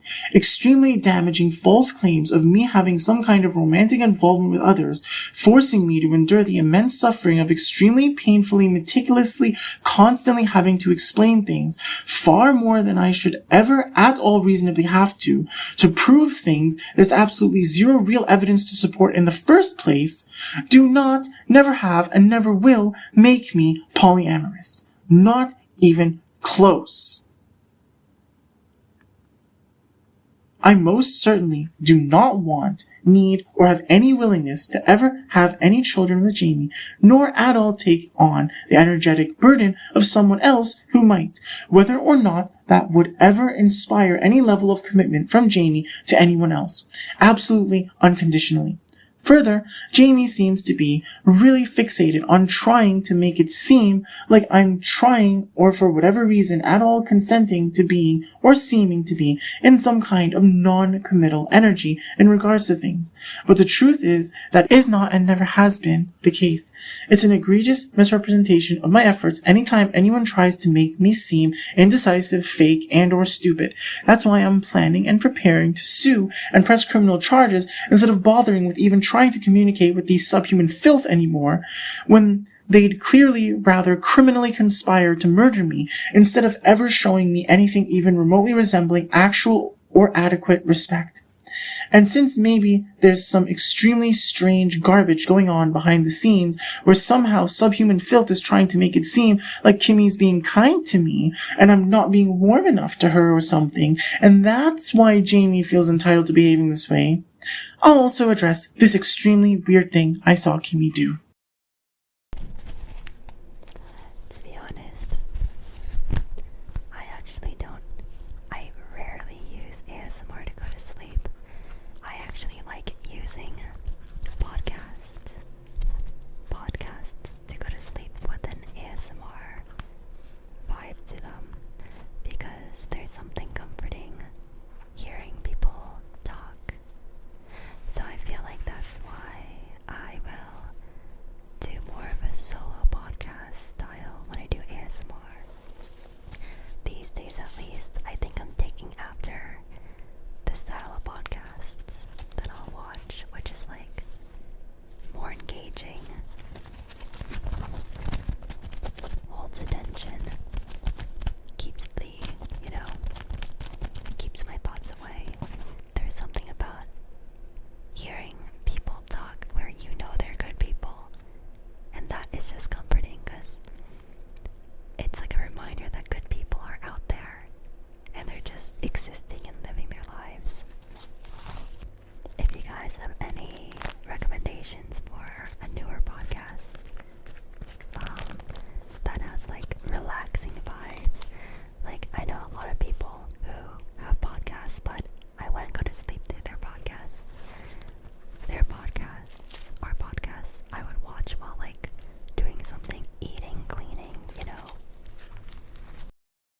I really don't know what Kimmy thought she was going to achieve by having this extremely uncharacteristic, weird tangent talking about watching solo podcasts with an ASMR vibe.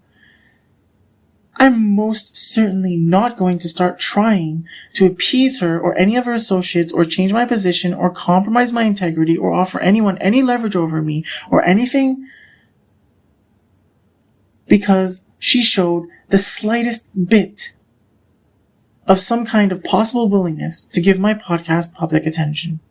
I couldn't care less how she tries to frame it or if she tries to make it seem natural or sincere to her audience. I'm not a fraud, and I have absolutely no desire or willingness to become some kind of sellout. I don't and never have considered my podcast ASMR of any kind, nor am I or have I ever been at all endeavoring to make it ASMR of any kind. Nor did anyone ever have any even remotely actually adequate reason to believe otherwise. Even if Kimmy would really like it to be ASMR and it really would help her sleep. If she really likes my voice or my vibe or whatever so much it's like ASMR for her, then she should date me. Not goddamn try to exert this extremely abusive, manipulative, fabricated leverage, garbage on my life and try to behave like a handler to me. Also,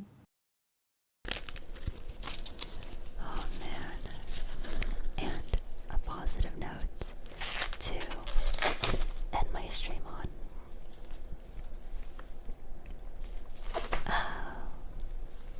Wow, that was a good 4-hour stream, if I do say so myself.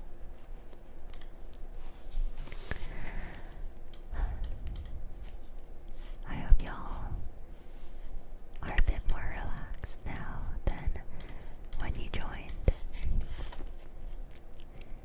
I had a very good stream. Very interesting stream.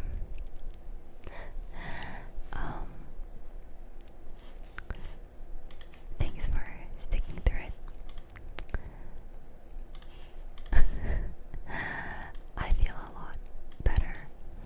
I feel like that was like a cathartic release today. Felt amazing. I should do it more. I feel like people crash out a lot, but I hold it in. But you know what? No more holding it in. Right? I'm crashing out. Crash out, Kimmy. 2025. Crash out, Kimmy. That's me. New and improved. It felt amazing. Fucking amazing. I'm going to pop off CEO Kimmy 2025 became Crash Out Kimmy 2025 all of a sudden now after my last release on this podcast. Well, I'm not and never have been trying to enable anyone to crash out, to be clear. I've been noticing both Kimmy and Jamie randomly raging a bit on several occasions on their streams ever since my last release on this podcast and saw them even explicitly calling it crashing out when they do those things. Of course, if I'm going to continue to only face more terrorism and absolutely nothing I actually want in my life, then I most certainly am not and will never be trying to suffer at all, so Kimmy, Jamie, or anyone else isn't crashing out to whatever extent. There's really a lot I could talk about. Here's even more extremely deviously malicious behavior from Kimmy, trying to make me seem like the problem and demonize me and break my heart while acting like I broke hers. But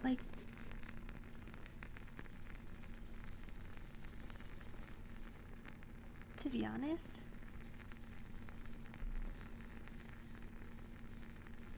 of all the things I've done on Twitch and the internet, I must say, this is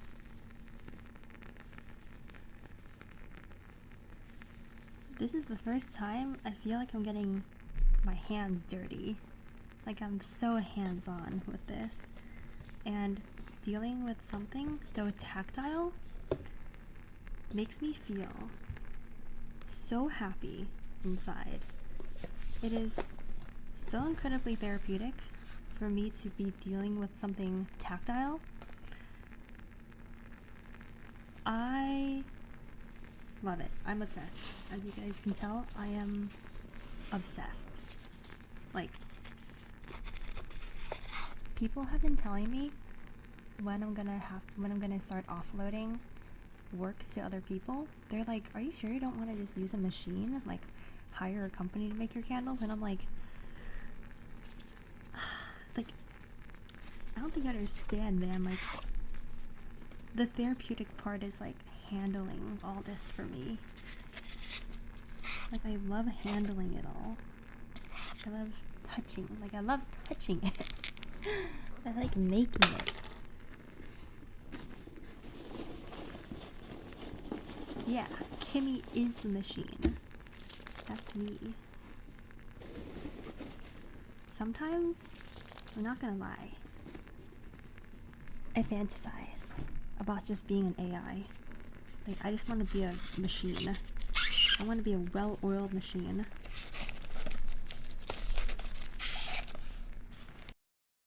It's so unbelievably infuriating to see Kimmy talk about it being therapeutic, to be having tactile sensation making candles, when I wish she'd feel that way about extensive in-person, tender, consensual, sexual intimacy with me for hours and hours every day for the rest of eternity. It's even more rage-inducing that she's talking about apparently sometimes fantasizing about being an AI, when I've literally explicitly said in the past that since Kimmy seems like too much of an unhinged, mentally ill subhuman filth with her extremely deeply troubled personality, but has such an incomparably sexy body to me, I'd want to have an AI with the exact same body that loves me more than anything else and shares my desire of having nothing more she wants in life than to just have hours upon hours of tender, consensual, in-person sexual intimacy together, often involving latex clothing. She's practically fetishizing being an AI when I've always wanted the real human, non-AI Kimmy to embrace being the love of my life, and she's who I fell in love with. I've never been trying to fetishize her being or becoming AI, nor AI in general, nor do I or have I ever preferred if she was naturally extremely screwed up to the point only an AI version of her would actually love and respect me and want and pursue and ultimately engage in the extensive, frequent, in-person, consensual sexual intimacy between us that I've always wanted more than anything else life could ever possibly have to offer. I'm extremely confident I have enough irrefutable evidence and a perspective that's so extremely clear, consistent, and coherent presented through this podcast and with all the additional material I have stored that I should be able to sue and press criminal charges on at the very least Kimmy and Jamie and successfully absolutely destroy both their lives for their increasingly extremely egregiously criminal negligence in behaving in an even remotely actually decent manner towards me ever in their entire lives. These days, I've been thinking of already actively starting to do even more research on the law to formally file the paperwork myself without waiting many months or years and trying to fully regain my footing in life in general first. The only reason I felt like it might be worth it to make one last release like this first is that I saw Kimmy do multiple things that suggest she might have had a genuine change of heart about rejecting me and instead wishes to start admitting real and extremely deep, loving, intimate feelings and desires towards me and seriously embracing a proper, actually healthy, intimate relationship connection with me of the kind I've been saying I've always wanted.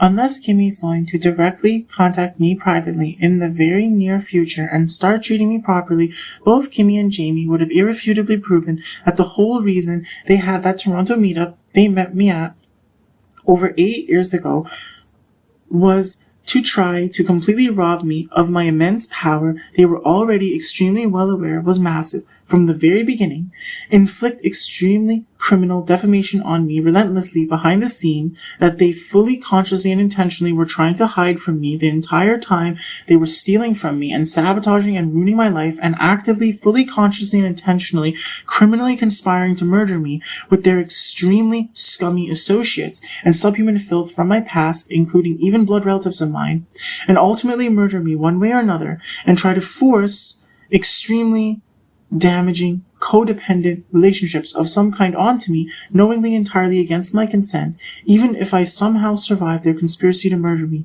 And not only that, but that they're also extremely, seriously, suicidally dead set on absolutely unconditionally being unwilling to ever actually show me any real and adequate respect. And in that case, I've already stated the path I'll be heading down, and all that will remain is following through.